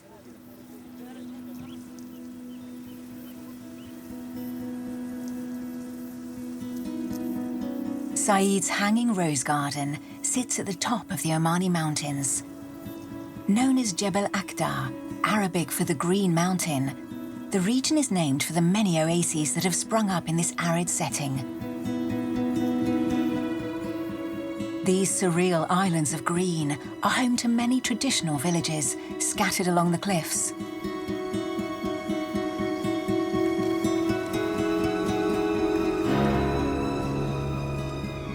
On the southeastern coast of the Arabian Peninsula, the Sultanate of Oman is 80% desert. At 2,000 meters above sea level, the Jebel Akhdar Massif extends for 100 kilometers at the center of Oman's main mountain range. Some 40 oasis villages are dotted among its rocky slopes. Gardens of Eden in the middle of the mountains of Arabia.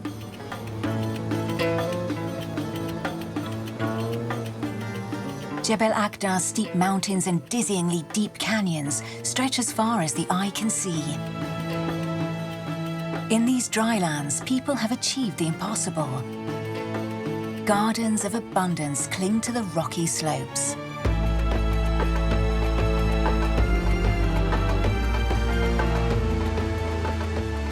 Water, so scarce in the region, flows in the bowels of the mountains.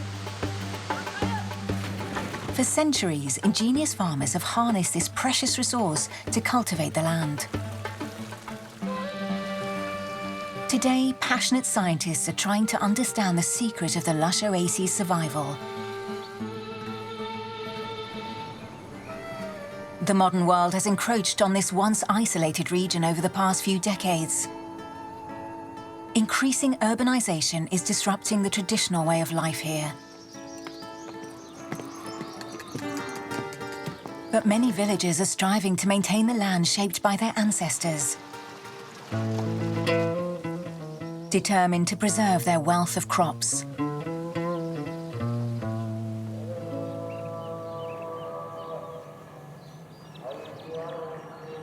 The village of Al Ain rises to 2,000 meters.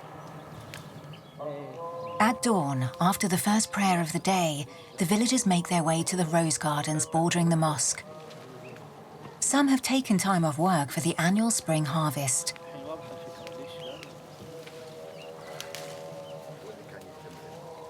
Saeed Al-Riyami picks the delicate roses by hand, as his ancestors once did. Skills passed down from generation to generation, learned at a young age. I started coming here with my father and brothers to pick the roses when I was 5. We live as a community, like the fingers of a hand. From daybreak, we all come here together. The whole family. Rosa damascena is the Latin name of the damask rose. Considered the queen of roses, this variety from Syria is one of the oldest in the world. Those that bloom at the top of Jebel Akhdar are renowned throughout the Middle East for the supreme quality of their scent.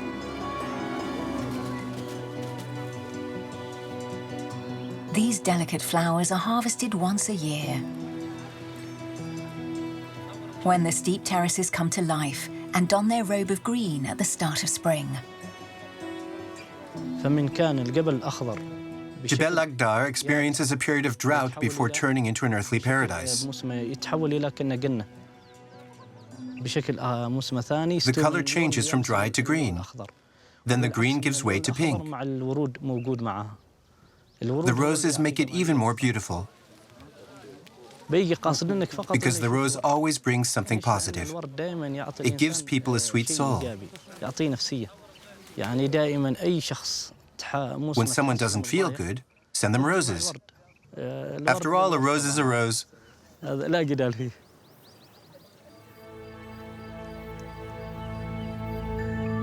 village's rose bushes grow alongside pomegranate, almond, and peach trees, whose fruit is especially tasty. These species are usually found in the more temperate regions of the world. So how do these plants manage to thrive in this desert landscape?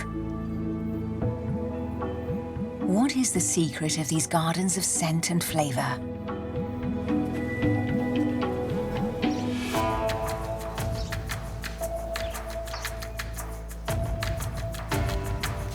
Andreas Burkert has been studying the oases of Oman for some 20 years. This German botanist has installed climate stations among the rose bushes.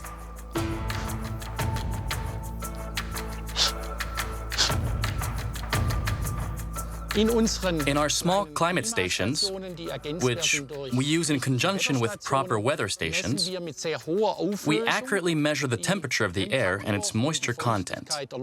The morning hours interest us most because this is when the temperature is lowest. At 2,000 meters above sea level, the climate is milder here than in the rest of Oman. At the height of summer, the barometer never rises above 30 degrees Celsius in these mountains, yet it hits 50 degrees in the plains. But if fruit trees thrive here, it is above all due to Jebel Akhdar's winter temperatures. Each spring, Andreas Burkert notes down the measurements recorded by his instruments over the previous months. The great variety of fruit trees, including those from temperate regions, is essentially due to the fact that we're at altitude, 2,000 meters above sea level, and that the temperatures are very cool for this latitude, especially in winter. If we look at this temperature data, we can see that it drops very sharply in winter to 2 degrees, and that it varies between 2 and 10 degrees. You never see these sorts of temperatures in the plains at this latitude. So this region has its own unique climate. And it is the accumulation of these cold periods which triggers a reaction to the cold and causes the trees to blossom and develop fruit.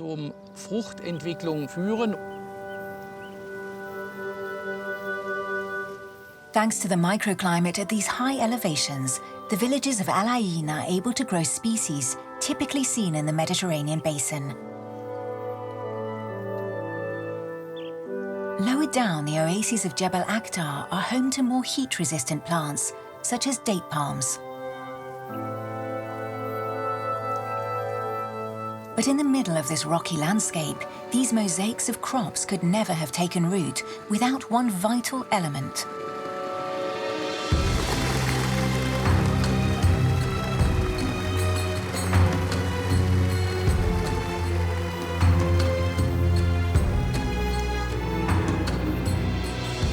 Hundreds of channels thread through Jebel Akhdar's many oases. They are known as falaj. The Arabic word falaj means the place where water flows. For millennia, these networks of channels have been the lifeline of Oman's oasis villages. In Birket al-Muz, the local children use the falaj as a swimming pool.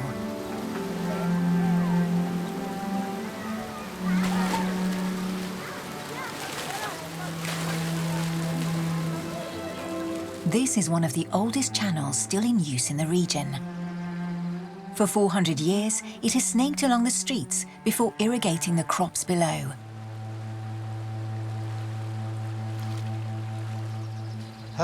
This falaj flows through the neighborhood, in the middle of the old village.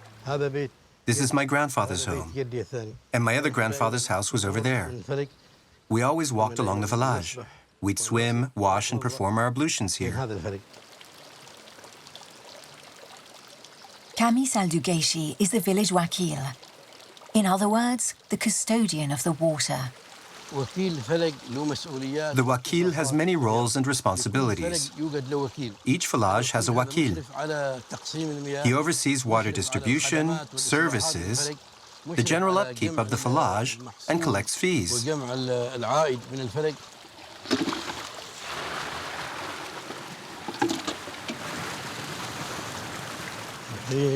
We're going to open the channel for this plot.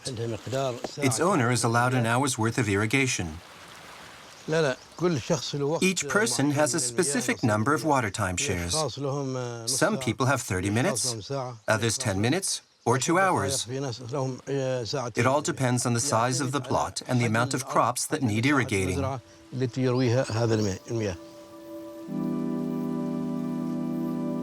The daily life of Birket al-Muz's farmers is dictated by the opening of the falaj.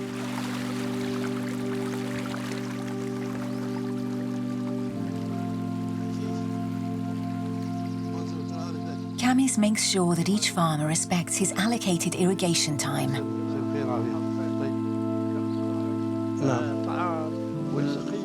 Oman's irrigation system is its greatest resource. Like generations of wakils before him, he looks after this precious water.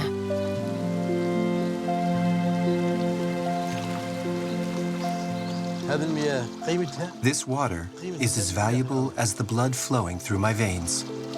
I am happy and proud to be responsible for this water, for this falaj, for this ancestral heritage. The previous wakil passed it on to me in a good state of repair, and I want to pass it on to future generations in the best possible state.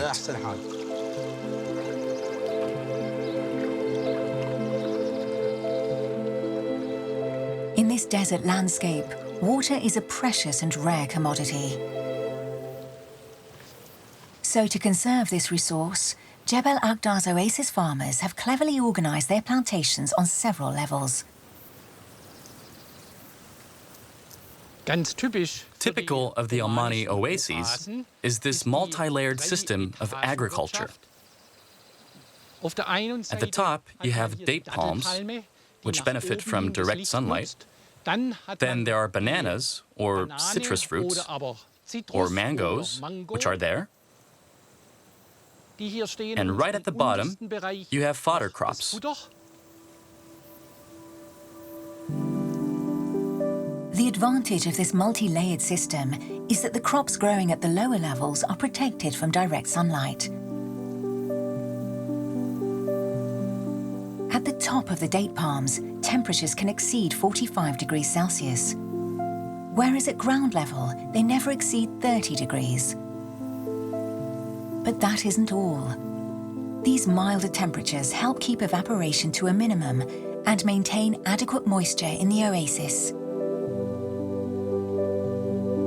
The oases have a unique microclimate. The air moisture level is much higher. The relative humidity of the air is 20 to 25%, whereas the humidity recorded in the oasis in the morning ranges between 80 and 100%. This is essentially due to the cooling effect.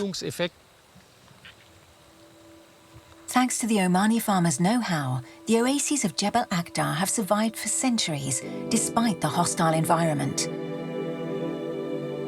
These oases have stood the test of time.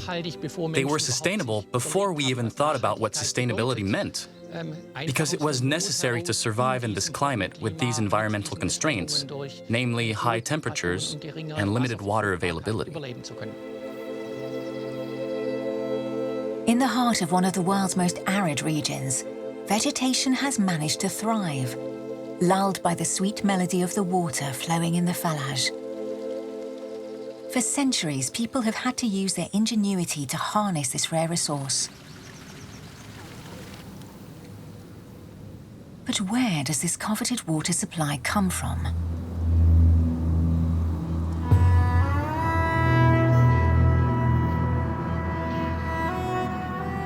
On the surface, the mountains are dry and barren. It only rains a few days each year.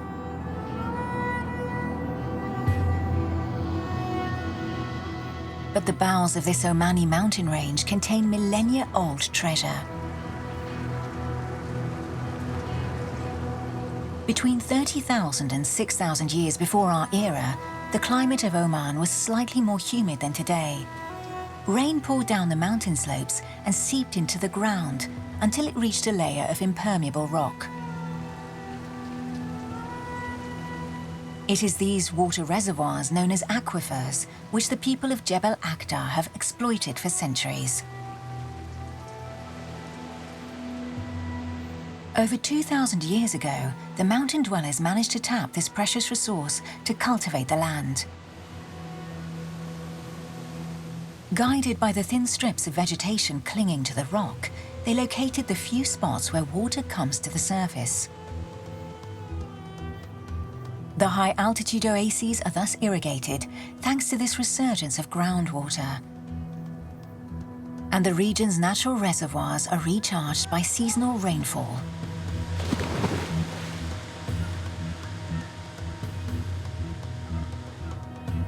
But at the foot of the mountains, as in Birket al-Muz, farmers had to find other solutions to transport water over longer distances. This village is a complex engineering one. This is a tunnel dug inside the soil for several kilometers. Some afflage even, the tunnel is up to 17 kilometers. And also they are tributaries.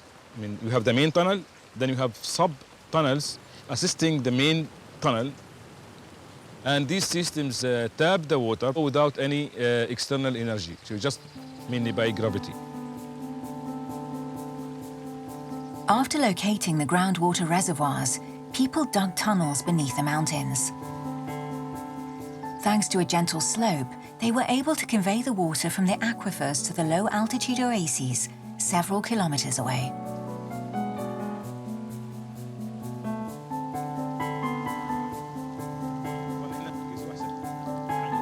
In Birket al-Muz, water quality and availability are closely monitored. Abdullah Al-Ghafri heads up Nizwa University's Aflash Research Unit. He and his team record the state and flow of these channels all over Oman. It's important to measure the flow rate because we can assess how much water is available and how much water is getting less by time. Usually this village is never dried up, usually so far, and I hope it's continue like that. The afflage is not important as a water system or as agriculture system. It is part of our heritage, it's part of our culture, it's part of our history. In fact, for me, it's identity. It's our identity, in fact.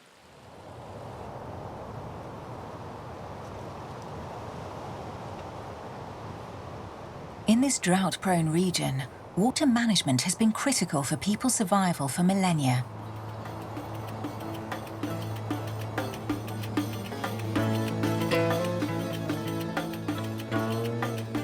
"100 kilometers south of Jebel Akhdar, this vast plain is home to an ancient oasis settlement.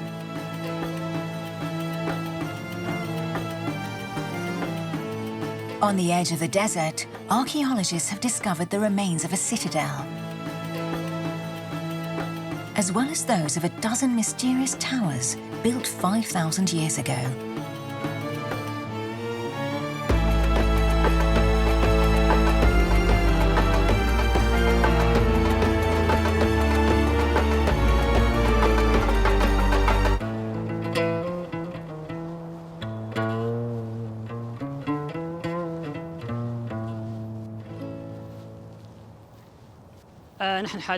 We're standing in the middle of a tower dating from 3,000 years before our era. Like the other towers of that time, it was built with large stone blocks. And as you can see around us, it is 2.5 meters thick, and it is about 35 meters in diameter.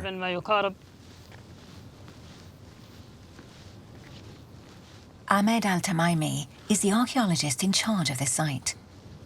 5 years after a French team first excavated here, the exact function of this monumental tower remains a mystery to scientists. But next to the foundations, the teams found traces suggesting that the structure was probably connected with water management. We are now next to the tower's outer wall. In this area, the excavation revealed the existence of 2 ditches around the tower.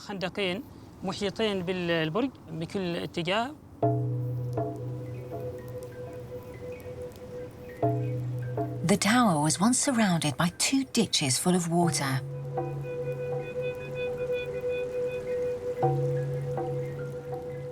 This land was already arid 5,000 years ago, but it enjoyed a slightly wetter climate. The plain was periodically flooded during the rainy season. People may have diverted water from nearby streams to fill these circular channels. Clues found in the ground provide precious information as to what this water was used for. The dig team also found seeds and grains of wheat on the site. This indicates there was organized farming in this area, which was the region's economic backbone. Water management and exploitation go hand in hand with the construction of these structures.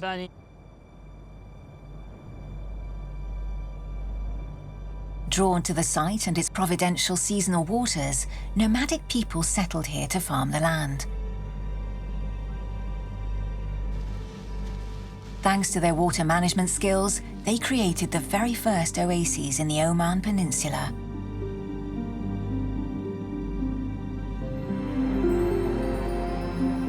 When the climate became more arid, the oasis inhabitants probably had no choice but to move closer to the underground water reservoirs.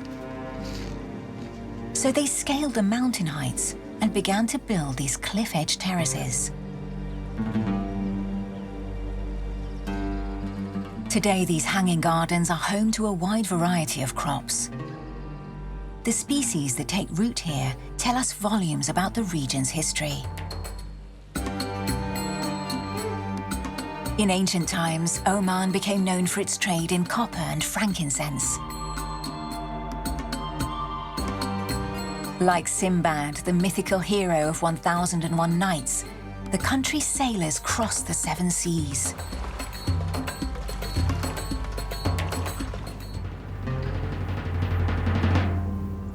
These seafarers brought back many varieties of plants from their voyages. Then, over the centuries, they scattered them about the country's oases.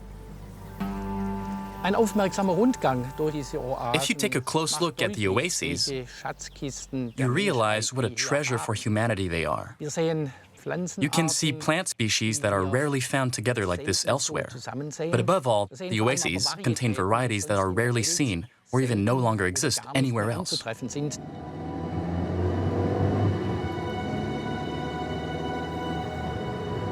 With his Omani colleagues from Sultan Qaboos University, Andreas Burkert frequently scours the country's remotest regions. Their aim is to identify and analyze the different species cultivated in the mountain oases.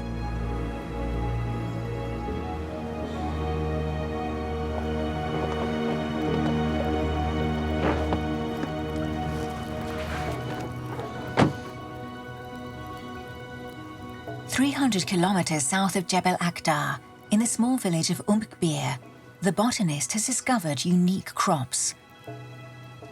Often introduced several millennia ago, these species have been preserved by the farmers on the remote terraces. Wir haben eine ganz einzigartige Bananen. We have found a unique variety of banana, which has caught global attention because it possesses a special defense mechanism against diseases. Thanks to secondary molecules, it protects itself very effectively from insects as well as from fungal attack. As well as these particularly robust bananas, the botanists have identified plant varieties in the mountain oases which do not exist anywhere else. These ancient crops, a legacy of Oman's distant past, have retained favourable agronomic traits. Often, the material brought to the oases centuries ago has thrived, and it has not gone extinct as it has elsewhere. It has not been altered. In fact, there are still plant varieties here that we'll be able to use in future for crops, for instance, to aim for certain qualities, such as drought resistance and disease resistance. While plantations on the plains are dominated by a limited range of modern crops, the oases of Jebel Akhdar contain a rich biodiversity. Crops to feed humans, as well as cereals and fodder crops for livestock.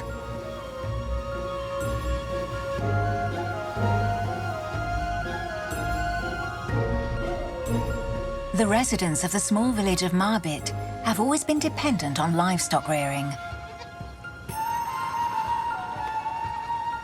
Traditionally, the men work in the fields and the women take care of the animals.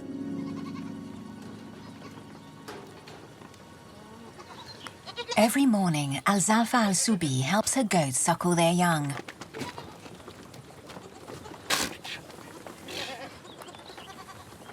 Some mothers need a bit of help to feed their offspring. So the herder makes sure every kid eats its fill.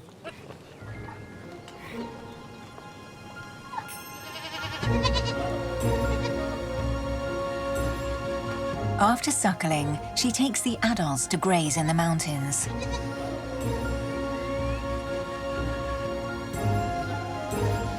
The agile animals climb the steep mountain slopes, where scrubby vegetation has taken hold.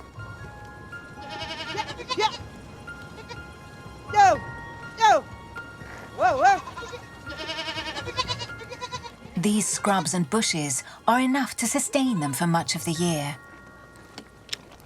This bush here is swed. It's all dry now, but when it's green, it's very good for the goats. We call this the erbeb. This plant produces fruit that we sell at the market. The animals eat them with or without the flowers. It's good for their organism and their muscles. And it smells nice too.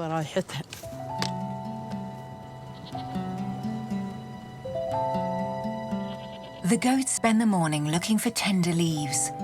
Then they make their way home to the pen.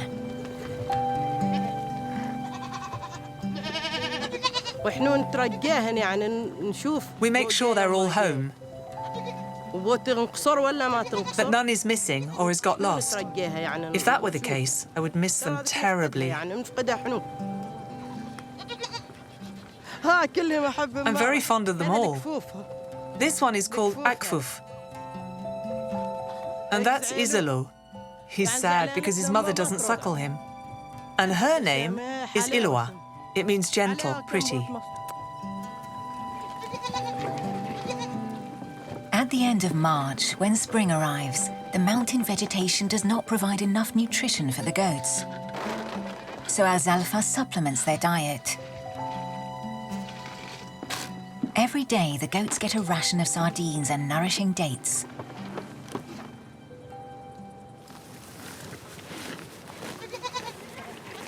While the kids and the weakest adults feast on fresh fodder, picked by Al-Zalfa's brothers in the nearby oases.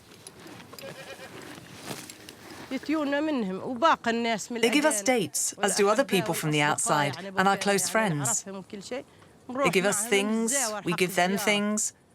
We trade with them. We exchange produce or livestock, and they give us money, vegetables and other items.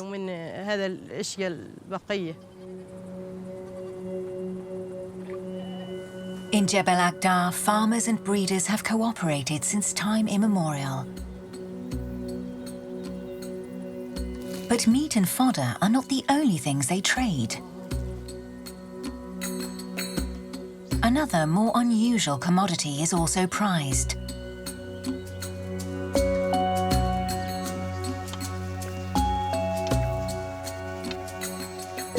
Mohammed Al-Rawahi is an ecologist.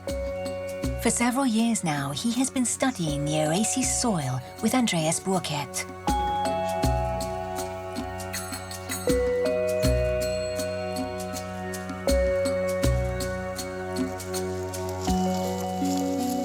So you can see they have here goats and sheep's manure.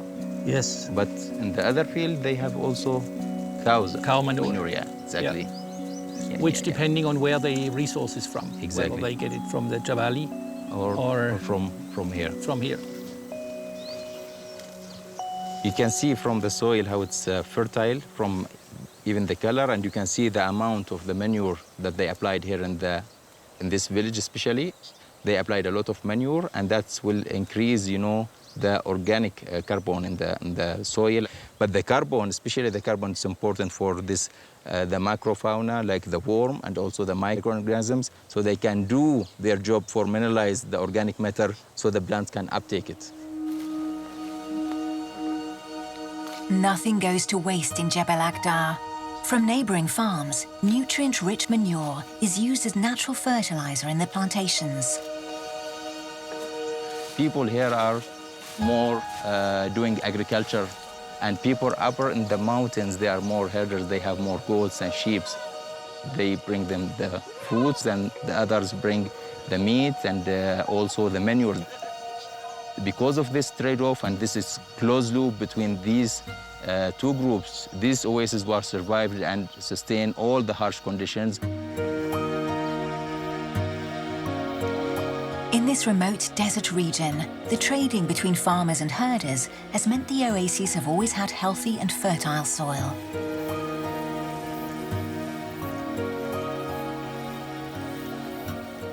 These wonderful gardens attract many insects. And the Falaj tunnels provide shelter to reptiles and amphibians. All of this wildlife has taken advantage of these man-made ecosystems. But it is not alone. The oasis terraces are also home to many wildflowers.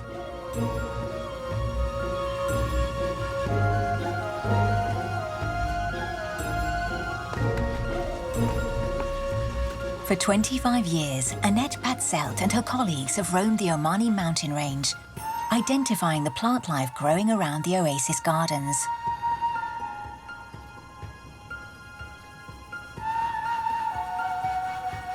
Jebel Akhdar has one of the biggest varieties of wildflowers in Oman. Opportunistic species that have taken hold in the oases. As well as the cultivated plants, there's also an incredible amount of wild herbs, especially in the herbaceous strata under the cultivated trees and shrubs. It's humid, there's shade, and more water. In the desert, it wouldn't be possible. You don't find these plants here. But here, in this man-made environment, it's a bit like an island in the desert. So, let's check the walls and see what we can find. During their field studies, the scientists have identified many wild species in the gardens and in the cracks in the walls supporting the terraces. There are almost 100 species, so a great variety of plants. And it's because for centuries no pesticides or other chemical products were used. Quite the reverse was true. These terraces were cultivated in a very ordinary, very traditional way. And here at altitude, we find a fair amount of plants, such as this grey field speedwell. It has pretty blue flowers, but it's a bit late in the year for flowers. You can already see the fruit. And this plant is only found here, in northern Oman, in these oases. Saif Al-Atmi and Abdurrahman Ali Nai work for the Oman Botanic Gardens. These ethnobotanists have identified some 30 medicinal plants used by the locals to treat stomachache, fever and skin conditions. Some of these plants are also used to treat animals. This plant here, it is belongs to the Solanaceae family. It's called the Toramittel, that's the scientific name. And the common name is devil's trump. So devil's trump, it's related to the shape of the flowers. Why is devils? Because it causes hallucination. So the plant is used for treating animals. Like for instance, if people, they saw their animals like they are refusing to eat and they losing weight. So they're using the fruit when it's ripe. That's improving their appetite and it starts to eat more.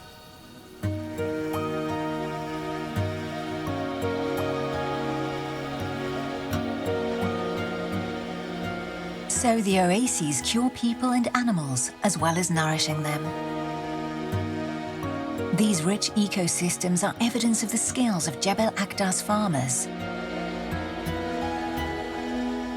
But this traditional form of agriculture is under threat.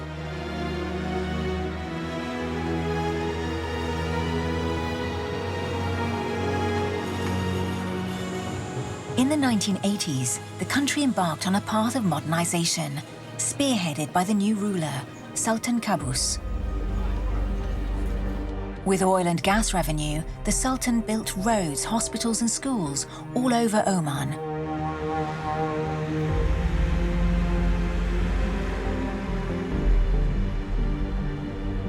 Once isolated, the oasis villages of Jebel Akhdar have also undergone a significant transformation. In the space of just 20 years, the new town of Saïq sprang up on the high plateau, a few hundred meters from the terraced rose gardens. The residents of the most remote villages have gradually moved to these modern neighborhoods with running water. It is certainly a more comfortable way of life, but it requires more water. The water consumption increased from this area, and that led to more stress on the groundwater. And if we could really make more water use efficient there and reduce the consumption there and divert that water to this oasis, that will keep this oasis live here and more sustainable for the future.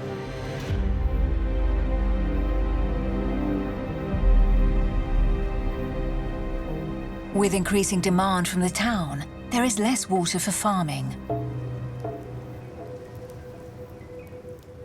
As well as the growing stress on water resources, this wave of urbanization has other consequences.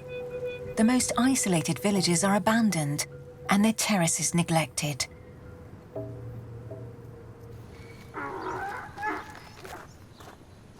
Most villagers now work for the government or private companies.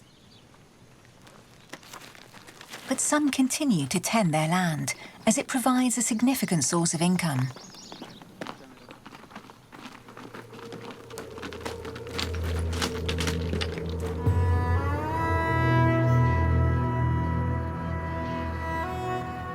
This is true of Musaba Alawemi, who works at the regional hospital.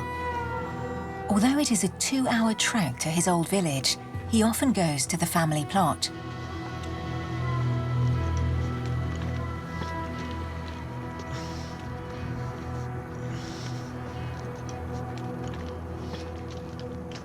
Whenever he can, he takes his son Muntir.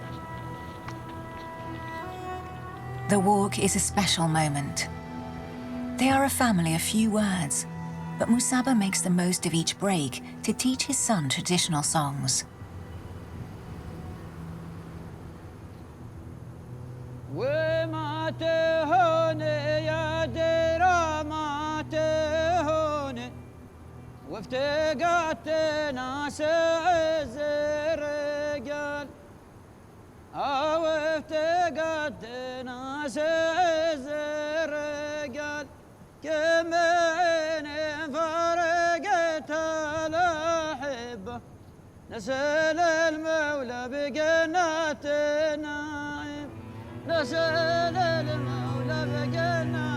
In the middle of this barren landscape, the oasis finally appears around a bend in the canyon. For generations, Musaba's family has farmed this fertile land, where date palms thrive. The terraces are also home to other fruit trees, vegetables and cereals. Carry on along the bottom. I'm going this way. Go that way. All right?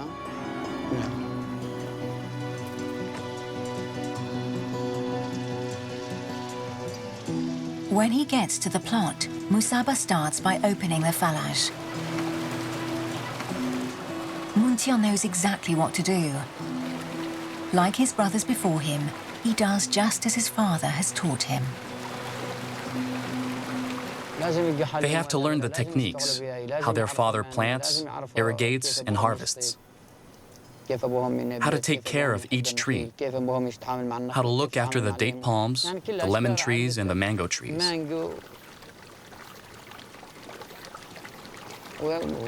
They will pass on these skills. I hope with all my heart that they will not give up when I'm gone.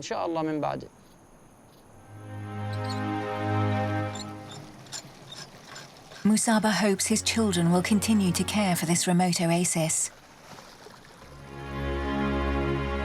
For these terraces represent much more than a supplementary source of income. This land is so precious, absolutely priceless. Because our ancestors worked hard to cultivate it. None of this existed before. So it is our duty to care for this land.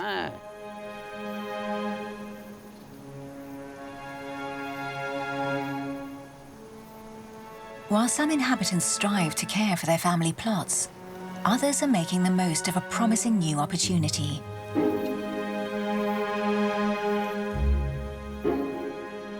The oases and villages of Jebel Akhdar are attracting more and more tourists each year. Aware of the treasure bequeathed by their ancestors, the Omanis are taking ownership of the future of their villages. West of Jebel Akhdar, the old houses of Misfat Al Ibrahim nestle in the middle of a lush oasis. The villagers have never stopped farming the land. But some chose to leave their traditional homes for more modern houses on the outskirts.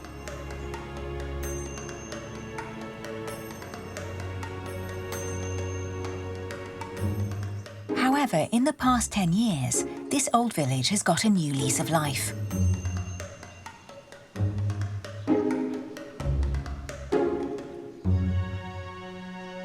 Yaqub al-Abri's uncle was the first to turn his family home into a guest house.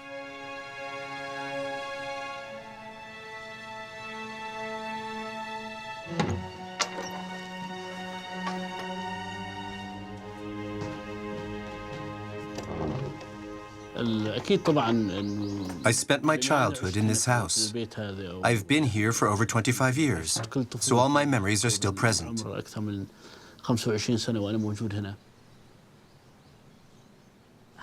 This beautiful place that people from all over the world come to visit is a wonderful nature site. For several generations, Yaqub's family has cared for the land around the house. In the shade of the craggy gardens, the Omanis enjoy the relaxed lifestyle they are known for. The experience of the traditional Omani way of life, that's what we believe in. We don't sell the sort of luxury things you find in hotels. We want tourists to experience the authentic Omani way of life with us. They sleep on the floor and eat Omani dishes cooked by local families.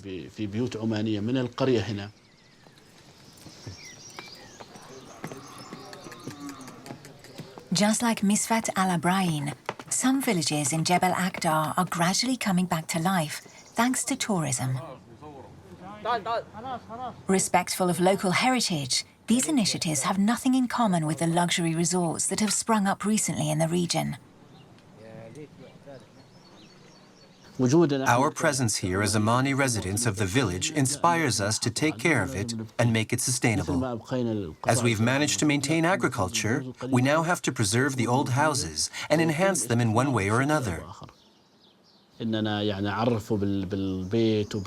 village, our customs, the place, our irrigation system. It's a source of great pride for me. This village and the Omani traditions are kept alive here.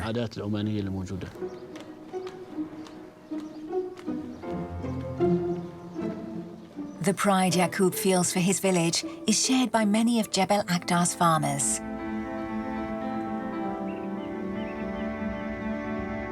These men and women continue to work tirelessly on the terraces built by their ancestors.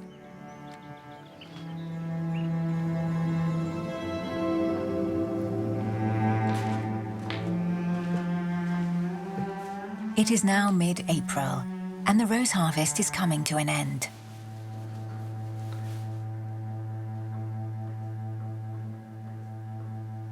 Okay.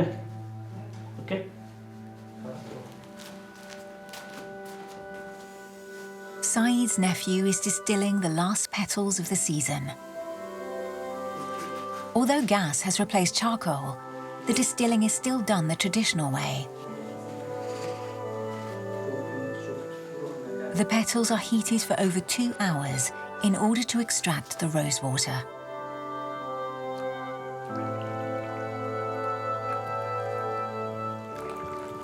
The precious elixir of the mountains will soon adorn shelves across the country. And in a few months' time, at the end of summer, the terrace's bountiful fruits will be ready for harvest. Like the peaceful village of Al Ain, the lives of many of these mountain dwellers are still governed by the seasons and harvests. But for how much longer? Jebel Akhdar is now at a crossroads. Between modernity and tradition, the future of this region largely depends on the choices its inhabitants make.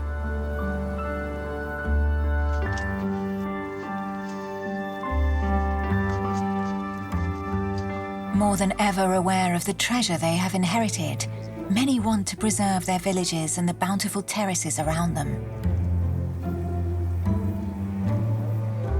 Profoundly attached to their roots, they are mindful that these gardens enabled their ancestors to survive in an extreme environment. Thanks to the ingenuity of man, these oases have bloomed in one of the world's most arid regions and survived through the centuries. In an era of climate change, the traditional knowledge of Jebel Akhdar's farmers could inspire a return to more sustainable farming practices.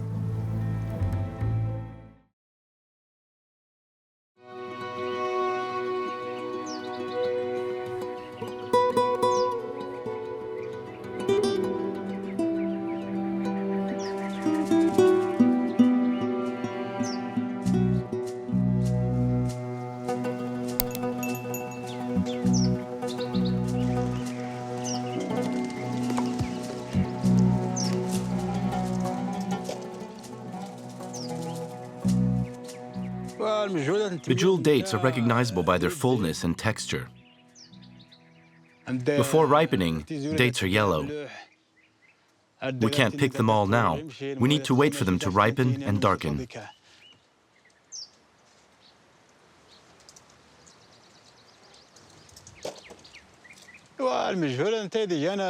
Medjewels are the finest quality dates.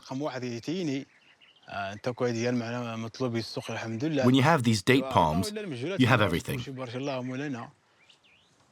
They can sell for 150 dirhams a kilo. They're the most expensive on the market. It didn't rain this year. They're not as good as usual.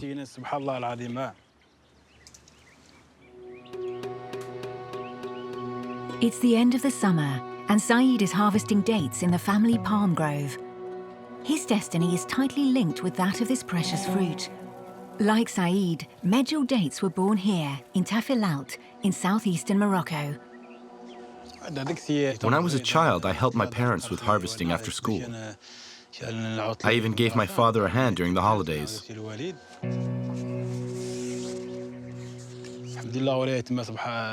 My brothers left for the city where they work. But I stayed with my father to look after him and continue the family tradition.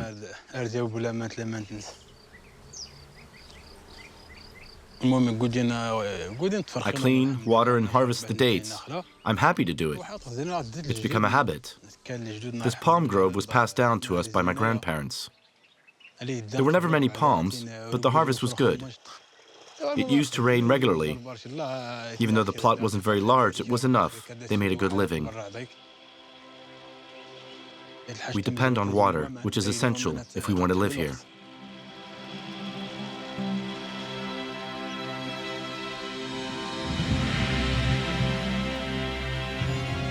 Saeed's palm grove is part of the 90,000 kilometers squared of oases which make up the region of Tafilalt, an archipelago of greenery in an ocean of rocks on the doorstep of the desert.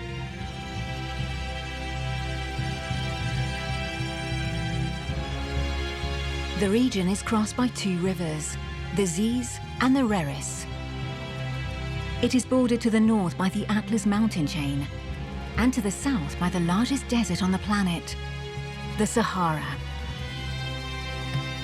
Between these two worlds, life settled in 3,000 years before Jesus Christ. This is where the Moroccan identity was born. For centuries, nomadic peoples, acclimatized to arid spaces, and the sedentary population, used to living close to the first watering points, crossed paths in this part of the country. With their exchanges, the oasis prospered. In order to live here, the inhabitants of the region have adapted one of the most important irrigation systems in history, which was born in ancient Persia 3,000 years ago. In Morocco, this system is known as the Qataras, underground galleries which supply the oases with water. Morocco has the greatest number of active Qataras in the world. Thanks to these galleries, the long strip of palm groves at Tafilalt is today dotted with villages where schools and places for meetings and prayer are built.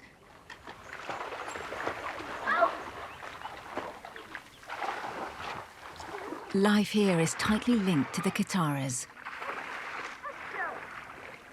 Unfortunately, they are under threat. Their upkeep is difficult, and the region is touched by droughts and rural exodus. Each Qatara which disappears makes life for the 2 million people who live here a little more difficult.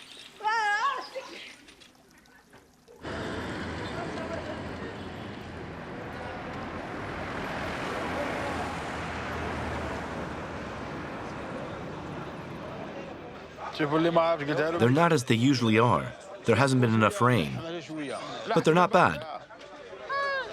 Saeed arrived early this morning for the market in the village of Ayufus.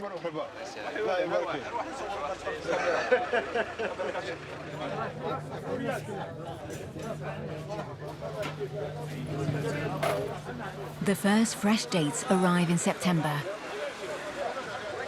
Despite this year's drought and the modest harvest, the producers have turned up.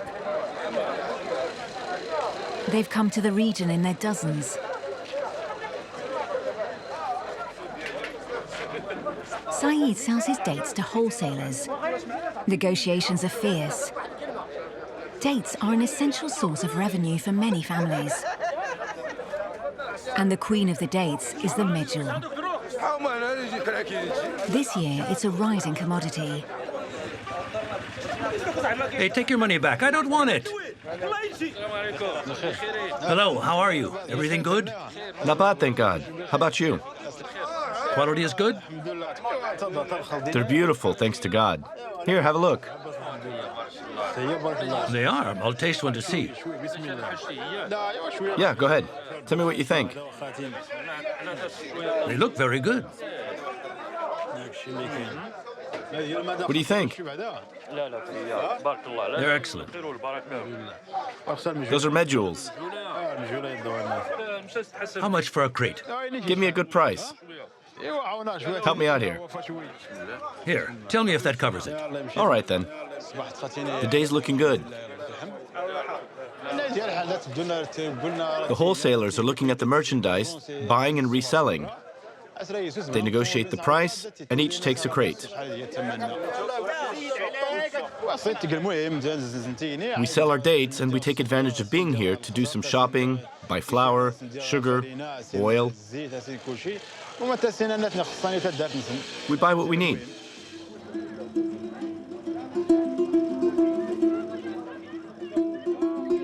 It was not by chance that early populations began settling in the region. It was here that they found the indispensable element for all forms of life on Earth: water.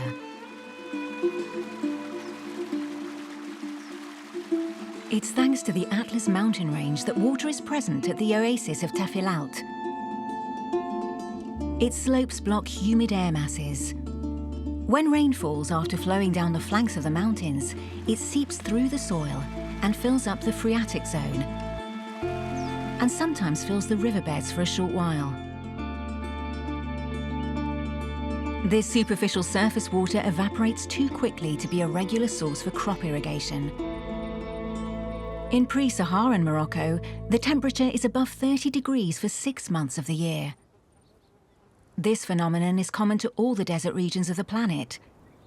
Arid regions in which the phreatic zone represents the only constant water reserve, which mankind has had to learn to tap into over the course of the centuries. This is how the Qattara system came to be developed.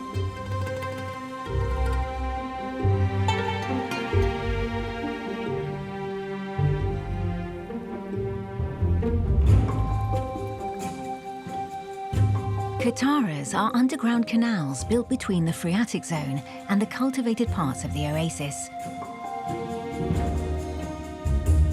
Some of them are 50 kilometers in length. The water travels by the force of gravity.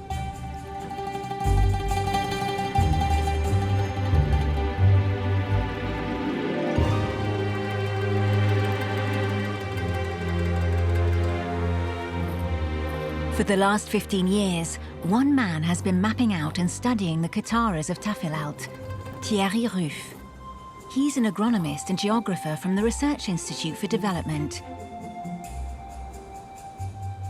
He fights for the conservation of this ancestral irrigation system. The life of the whole region depends upon it.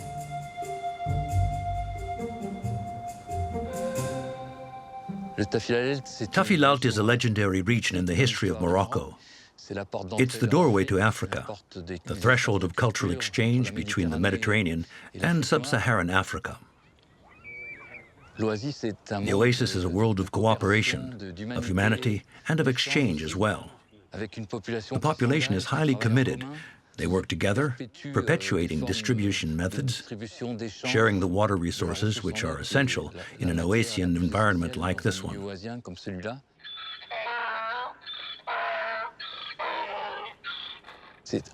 It's an extraordinary case study, and for the last 15 years, in collaboration with Moroccan universities, we've been working on this land and water management. Today, it has become clear that the Oasis of Tafilalt is of huge importance for the future of the country and of the local population. Thierry Rouf is well aware that in Morocco, more than other places, kataras are vital. When one of them becomes blocked, dozens of families feel the consequences. This is the case in the little village of Bouya, in the south of the region. One of the kataras has been blocked for several days. The plots of land are not being irrigated and even show worrying signs of water shortage. The blocked canal will have to be repaired. It's a decision which concerns the whole village.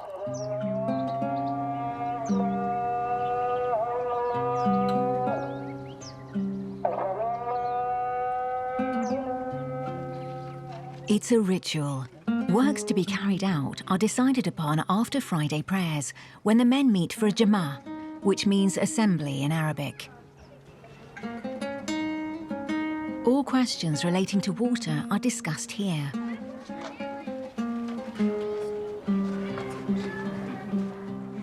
The upkeep of the kataras is performed by the farmers of the Oasis. The decision has been made to carry out work in the dry katara. It's a risky business. The men meet to choose who is going to descend.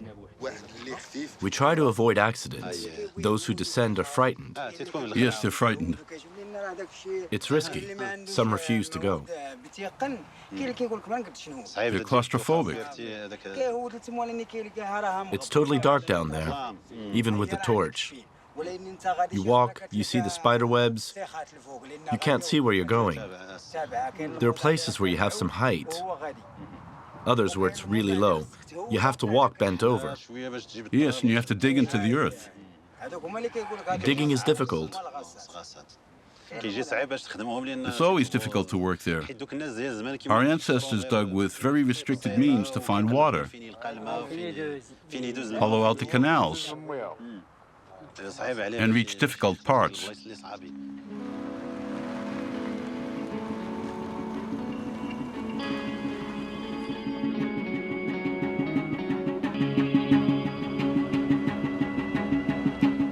Thierry Rouf goes to the place where work on the blocked katara is underway. He meets up with Lassan Almrani, a specialist in land development. For 15 years, he's been guiding Thierry Rouf in his field research. I've come to see the work, but I'd like you to explain to me what's happening. What is the main problem today with the katara? The canal is blocked. It's filled with sediment and sand. The men of the village who are working today carry out surveillance and upkeep on the katara all year round. Do they do this work each year? They do it twice a year. At the beginning of the agricultural campaign, during the months of September and October, and again between March and April. The young and the farmers are dedicated to the kataras. As they say, it's our lifeblood.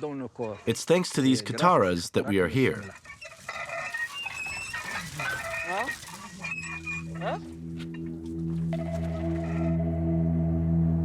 In order to gain access to the underground waterways, the path of each katara is punctuated with wells every 10 meters. These are essential service hatches for those carrying out maintenance. Working in the katara is stressful. In the afternoon, temperatures are up to around 50 degrees Celsius.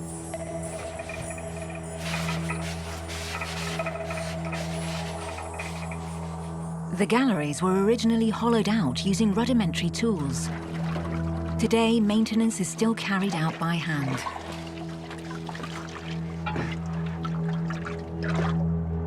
Candles are put in place to warn if there's a lack of oxygen. The labourers are obliged to work in shifts. There's a high risk of cave-ins. The men work at about 10 meters below ground level. Visibility is almost zero. It's necessary to dig meter by meter below water level to clear the passage.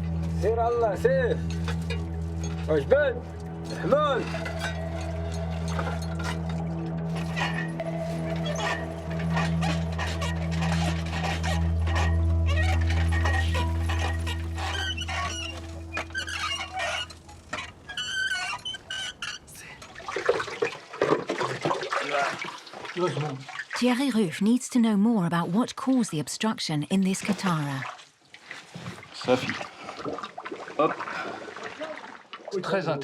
It's very interesting, because the headroom is much greater than I expected.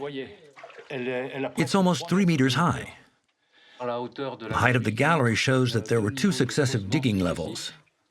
The original one, which is now the second, came down to here. This suggests that, faced with a water shortage between the 16th and 20th centuries, we can't date it precisely, people dug down further. Following this, more recently, they added about 2 kilometers to the length. Here you can see how humid the gallery is. This creates crust, as you see. After a while, this falls into the water, which is why cleansing needs to be done. There's water which comes from the phreatic zone and fills the bottom of the Katara.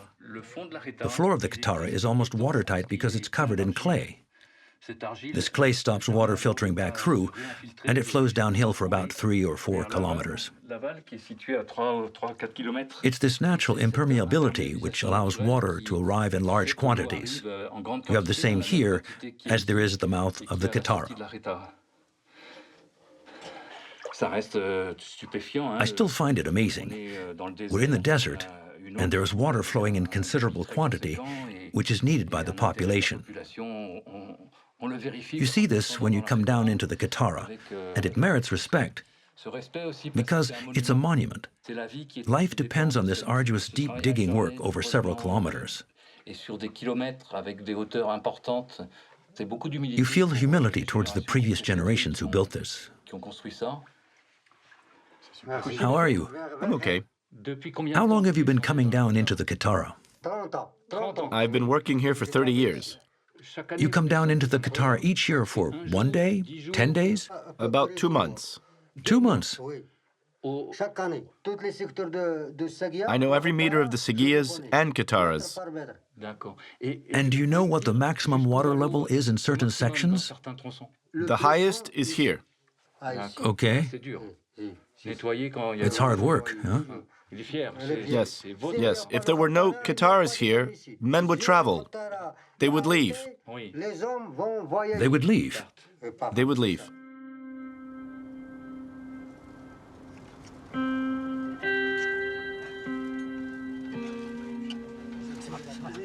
All the men of the village of Buya know the value of water. It can be calculated by the difficulties encountered in obtaining and conserving it. Each of them has seen their grandparents and parents stoically work in the underground canals.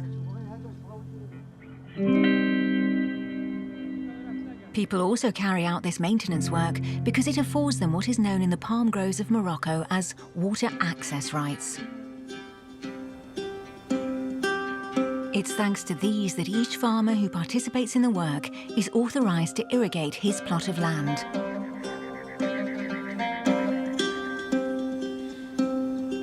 After several days of work, water finally returns to the groves of the village. The irrigation cycle can recommence.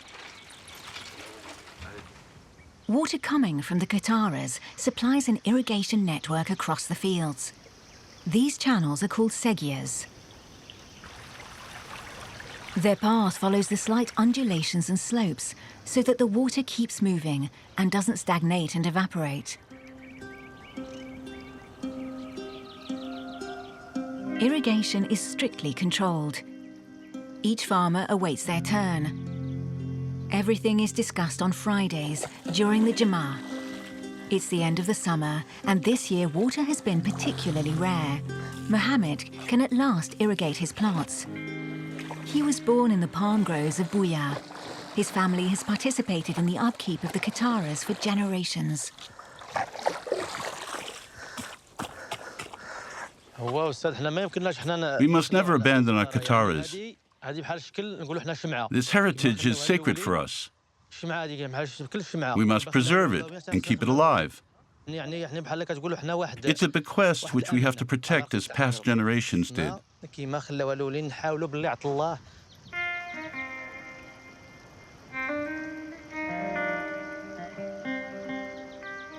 Everybody knows when it's their turn for water and respects it.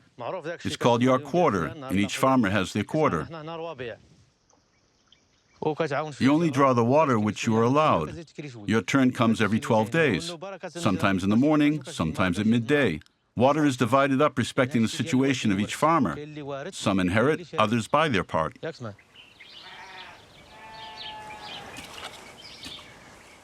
When it's his turn, Mohammed has access to what the Oasians call married water, water which belongs to a particular plot of land.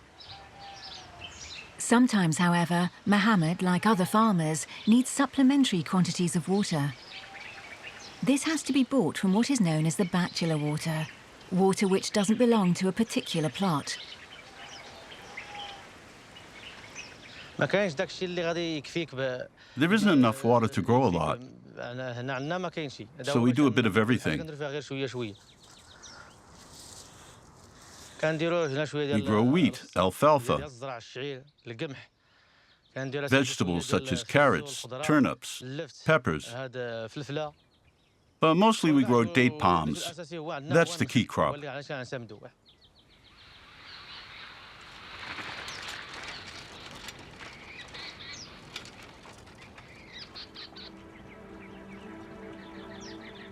The diversity which Mohammed talks of demonstrates the complementarity of crops to be found in the palm groves. Here, each crop level helps and complements the others. Date palms provide shade. They allow the fruit trees further down to develop their fruits. And these trees leave room for cereal cultivation at their feet.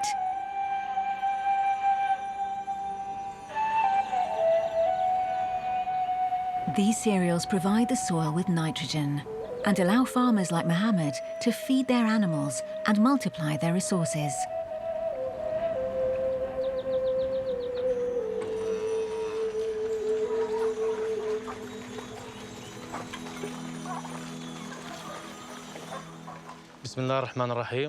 God says, "We have made each living thing from water." Water is our only capital in this region. Without water, there would be nothing here. It's water which allows us to survive. It's our reason for staying here. There are no other resources, no industry. The young are leaving the village to work in the towns. They earn more than they do here. Farming isn't enough for them because they don't make enough money.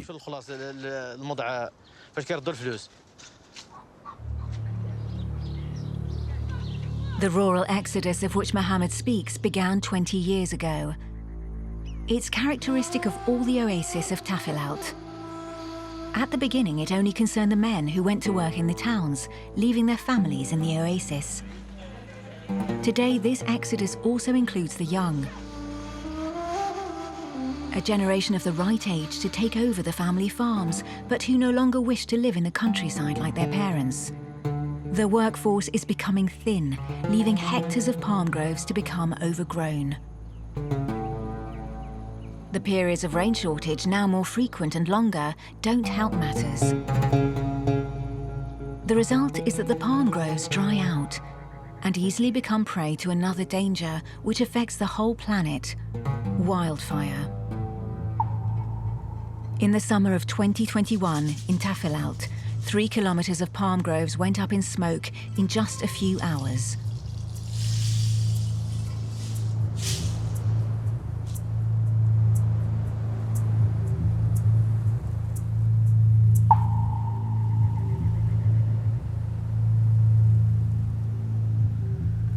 The climatic pressure on the oasis ecosystems is so strong that over the last few years, Morocco has lost 2/3 of its oases. With this disappearance, a whole society is in danger of tumbling. Thierry Roof, a hydrological engineer, and sociologist Mohamed Madan, and the land specialist Lassan El Mrani are at the palm grove in the village of Bouya to better understand why the oases are receding and come up with solutions. The Qatar is right here. It runs beneath one dune, then passes under another. It's incredible. And 15 or 20 years ago, you didn't see this landscape on old documents. Everywhere there is sand here, there were palm groves before. Studies show that we're losing about 2 hectares or 19 meters each year.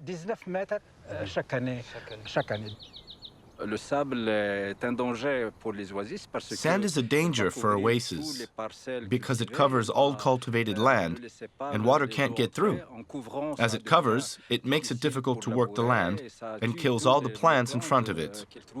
That happens over quite an extensive area.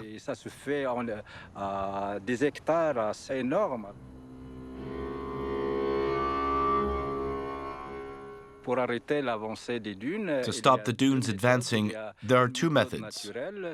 There's the natural method, letting weeds grow in their path, and also planting biological vegetation to stop them.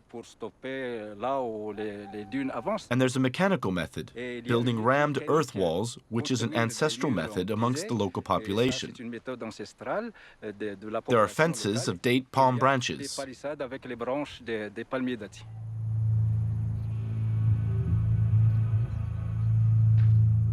Date palms have always been the first barrier against advancing sand. Today, they are the first to be hit by successive droughts. Entire groves are disappearing.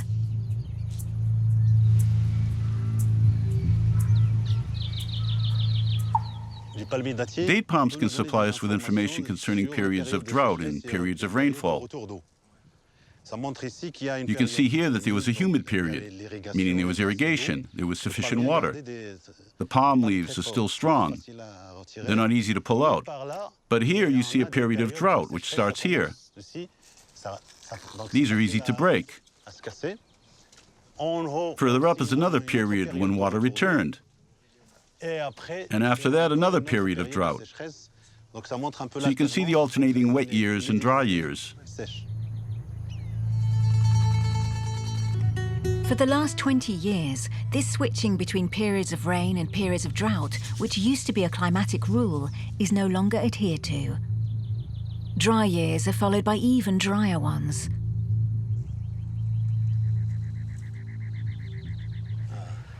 What do you see at the bottom? I can see that the main canal is full of dirt, a lot of rubbish, a lot of plastic bags. You can see it's abandoned. This was a living place, full of activity, full of people, full of women at the wash place. Now there's no more water. There's no more life. What impresses me is that the Qatar is very large here. There was a large flow, then suddenly nothing. It's crazy. Yes, you can see the marks here where the water flowed. Before it came up to here, then afterwards it stopped. You can see there were algae, which shows that the flow was very weak before it finally stopped. If there's no water, there will be no life here. Not for the trees, nor the birds, nor the women, nor the children, nor the men. So there's a risk of rural exodus and other problems. The palm grove of Buya has so far been spared. But everywhere else in the region, the departure of men and the young generations is causing a chain reaction. The lack of workforce leads to lack of maintenance in the Qataras, which in turn leads to lack of water for irrigation.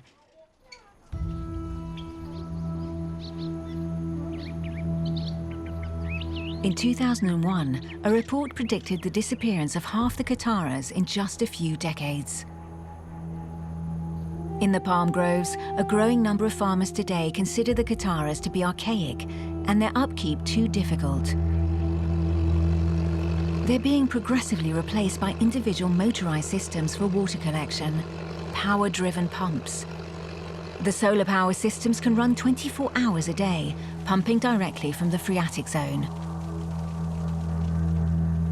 With the arrival of these pumps, Tafilalt has seen a surge in artificial palm groves in the middle of desert areas. Studies are categoric. Intensive use of pumping is emptying the phreatic zone.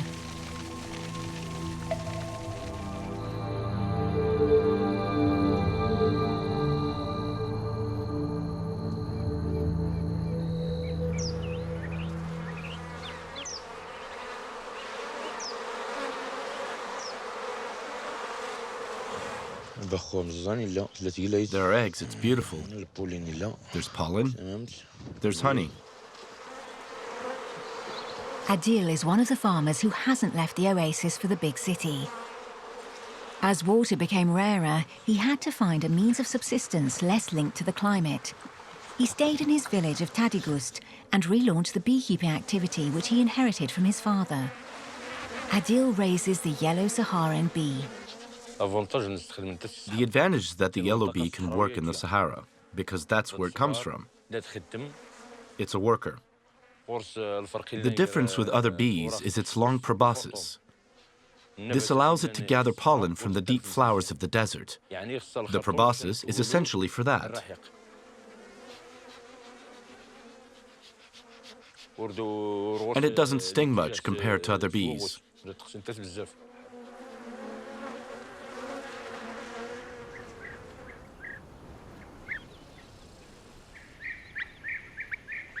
Adil is worried. A bird is circling near to his bees. Look, it's a bee eater. It's a Merops apiaster, or European bee eater. They migrate in the autumn to spend the winter in Africa. Their arrival sometimes coincides with the crops coming into flower. Adil is vigilant because, as its name suggests, these birds principally eat bees. They can kill as many as 200 a day to feed their young. Adil can't do much more than frighten the birds off in attempts to save his bees. The European bee-eater is a protected species. Fortunately, in a few days, the beekeeper will be moving his hives. He does this regularly, depending upon what is flowering in the palm groves. This is the technique of transhumance of bees.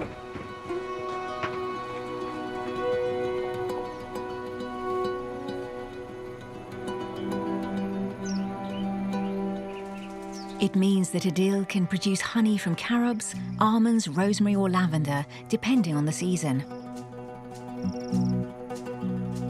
It's a new technique for Tafilalt.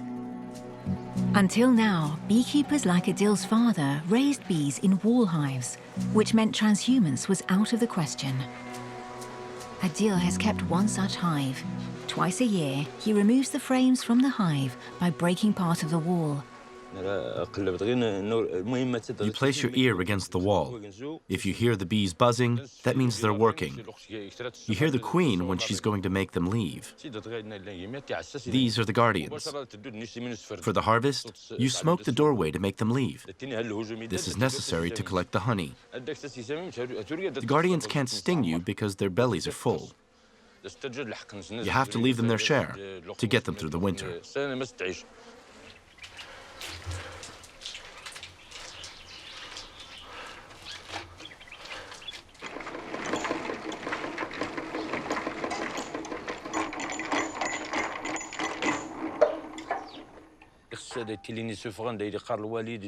I started with my father. I followed him everywhere, and it was a hobby for me. Little by little, it became a source of income, too.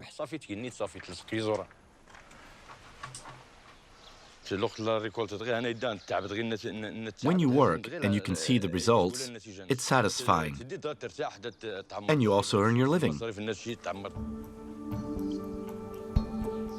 Adil was able to develop this family business largely thanks to the PMV, the Green Morocco scheme, which the government set up in 2006 to slow the rural exodus.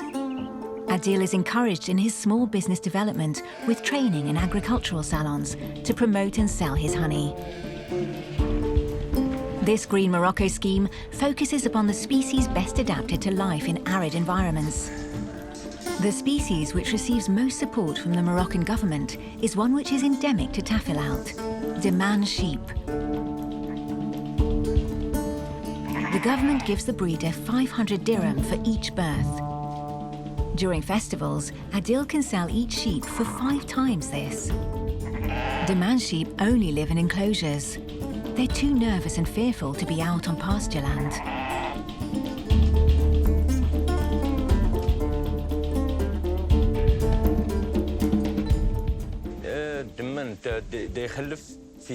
Diman breed quickly and have good litters, 2 to 4 lambs per sheep. They can live in dry areas like the Sahara. They need to be closely watched and be well kept and fed. When it comes to feeding his sheep, Adil gives them what he produces himself: alfalfa, barley, and even crushed date seeds. It's simple food and totally local, coming from plots of the palm grove which his parents passed on to him.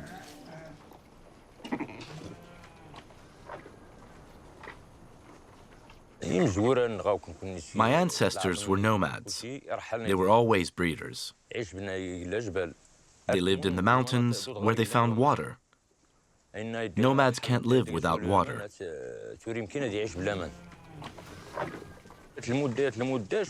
Then they settled down. They created the Qataras. They began farming the land. They didn't live from breeding alone, but also from agriculture. They grew barley and other forage. This is necessary for breeding, and they became sedentary.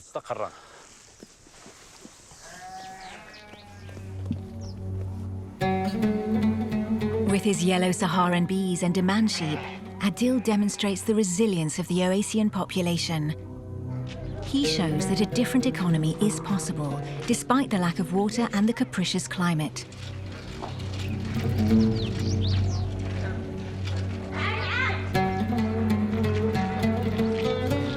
The growing aridity and the continuing departure of men for the cities has created great changes in the social structure of the oases. Women now make up the majority in the palm groves.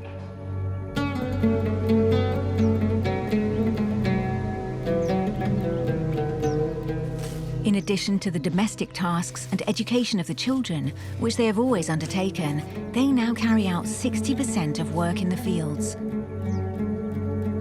Since they've replaced men, they've succeeded in transforming agricultural practices.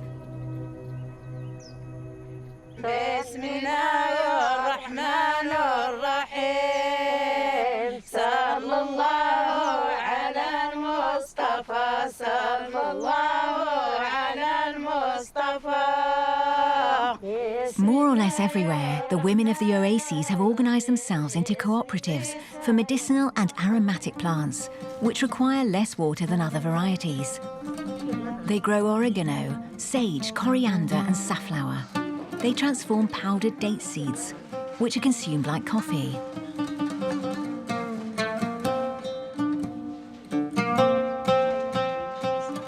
At this collective in Gulmima, in northern Tafilalt, women make all the decisions. By taking control of part of the economy of the oases, they have finally achieved a status which was often refused to them in rural Morocco.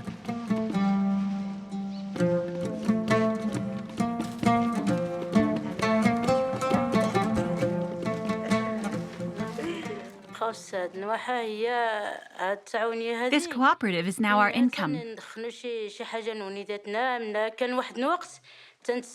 Before, we had to rely on the men. For example, if my son needed a pen, I had to wait for my husband to return so that he would buy one. But now, thanks to the cooperative, we manage our needs independently.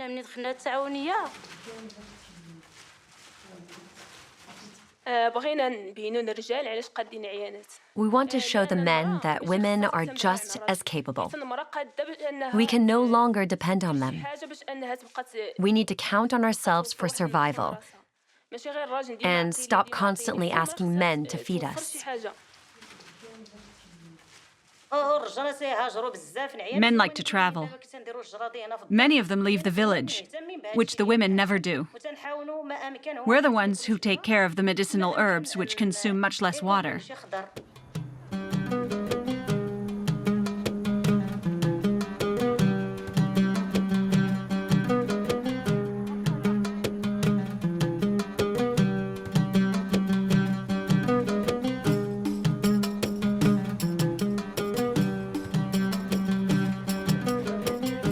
use of medicinal plants is a long tradition in the Oases of Tafilalt.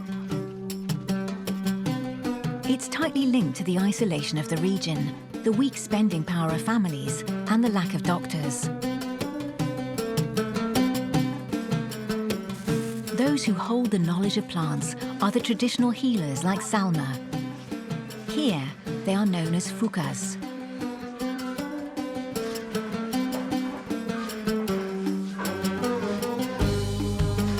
Salma comes from a nomadic family. It's often these families who bring the science of plants to the oases. Salma holds consultations every day in a small room which is never empty. Oh, that hurts too much. Yes, I know.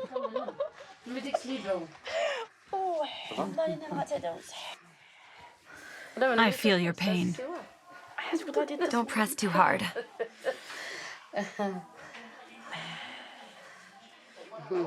No, that's enough. That's it, right there. Yes, it's hurting you. I'm the only healer in the Oasis. I've been treating people for 25 years. My mother broke her arm. And I learned healing by watching a healer treating people with herbs and massages. I learned through him. That's how I began treating the wounded and the sick myself. Fractures, sprains, digestive problems. That's what I do.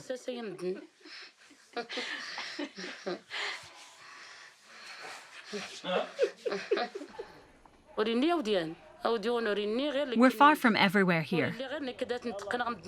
If someone gets knocked over or falls off their motorbike, I treat them. They come to me for help, and I do my best to cure them.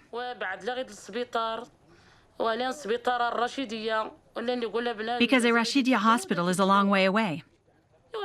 They wait in line for first aid, and I give them an appointment the following week to continue the healing process.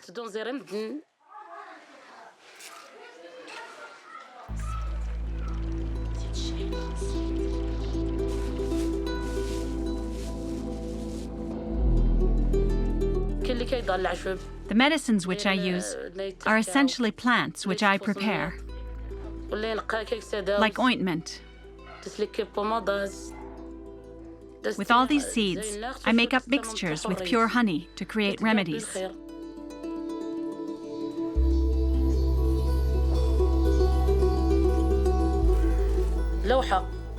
I find all the plants I need by walking around the oasis.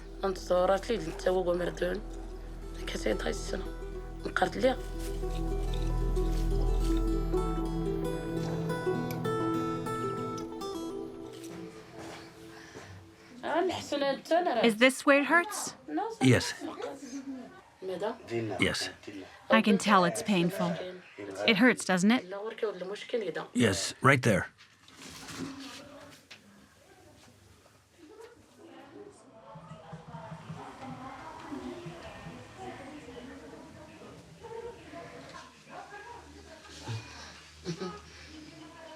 Go on, you can pull it.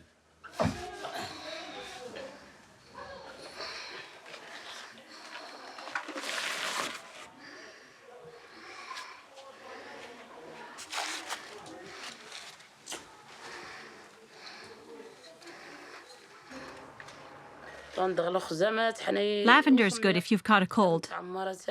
It's often taken with tea. For those with stomach ache, you prepare an infusion of pennyroyal and thyme. Juniper and rosemary are the most efficient for stomach pains. I treat headaches. Ginger is good for backache. I apply ointment and then massage.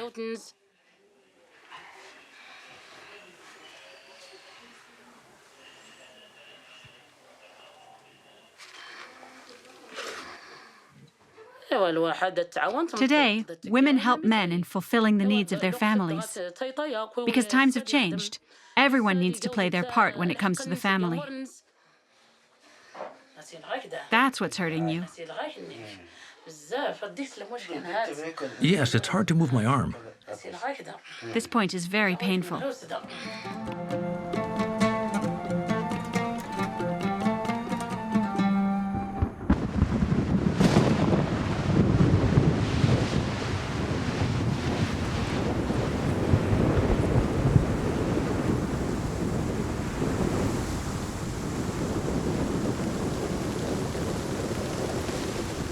After several months of drought, the rain finally returns, and the rising water brings hope with it.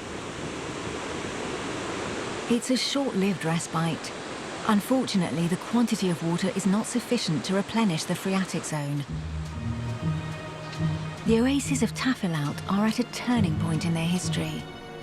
For centuries, their survival has depended upon the Kataras, proof of the inventiveness and determination of humankind. But over recent decades, they've come under threat, and with them, a whole development model.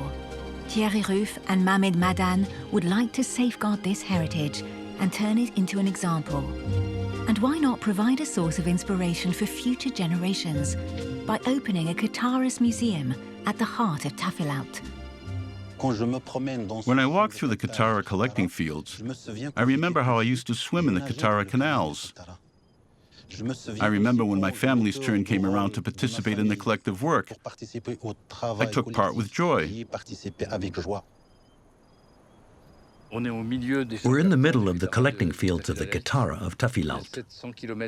700 kilometers of galleries are all around us. There are tens of thousands of wells which were dug over the course of the last 10 centuries. So it's an entire historical heritage which still survives in the living Kataras, with people taking care of them. It's staggering. We should take off our hats to the Oasian Society of Morocco. The Katara Museum will be a gift to my children, the children of all the villagers and all of the Oasians, because it will be a monument in which we display all the knowledge of our ancestors. It will be an opportunity to transmit this knowledge from generation to generation.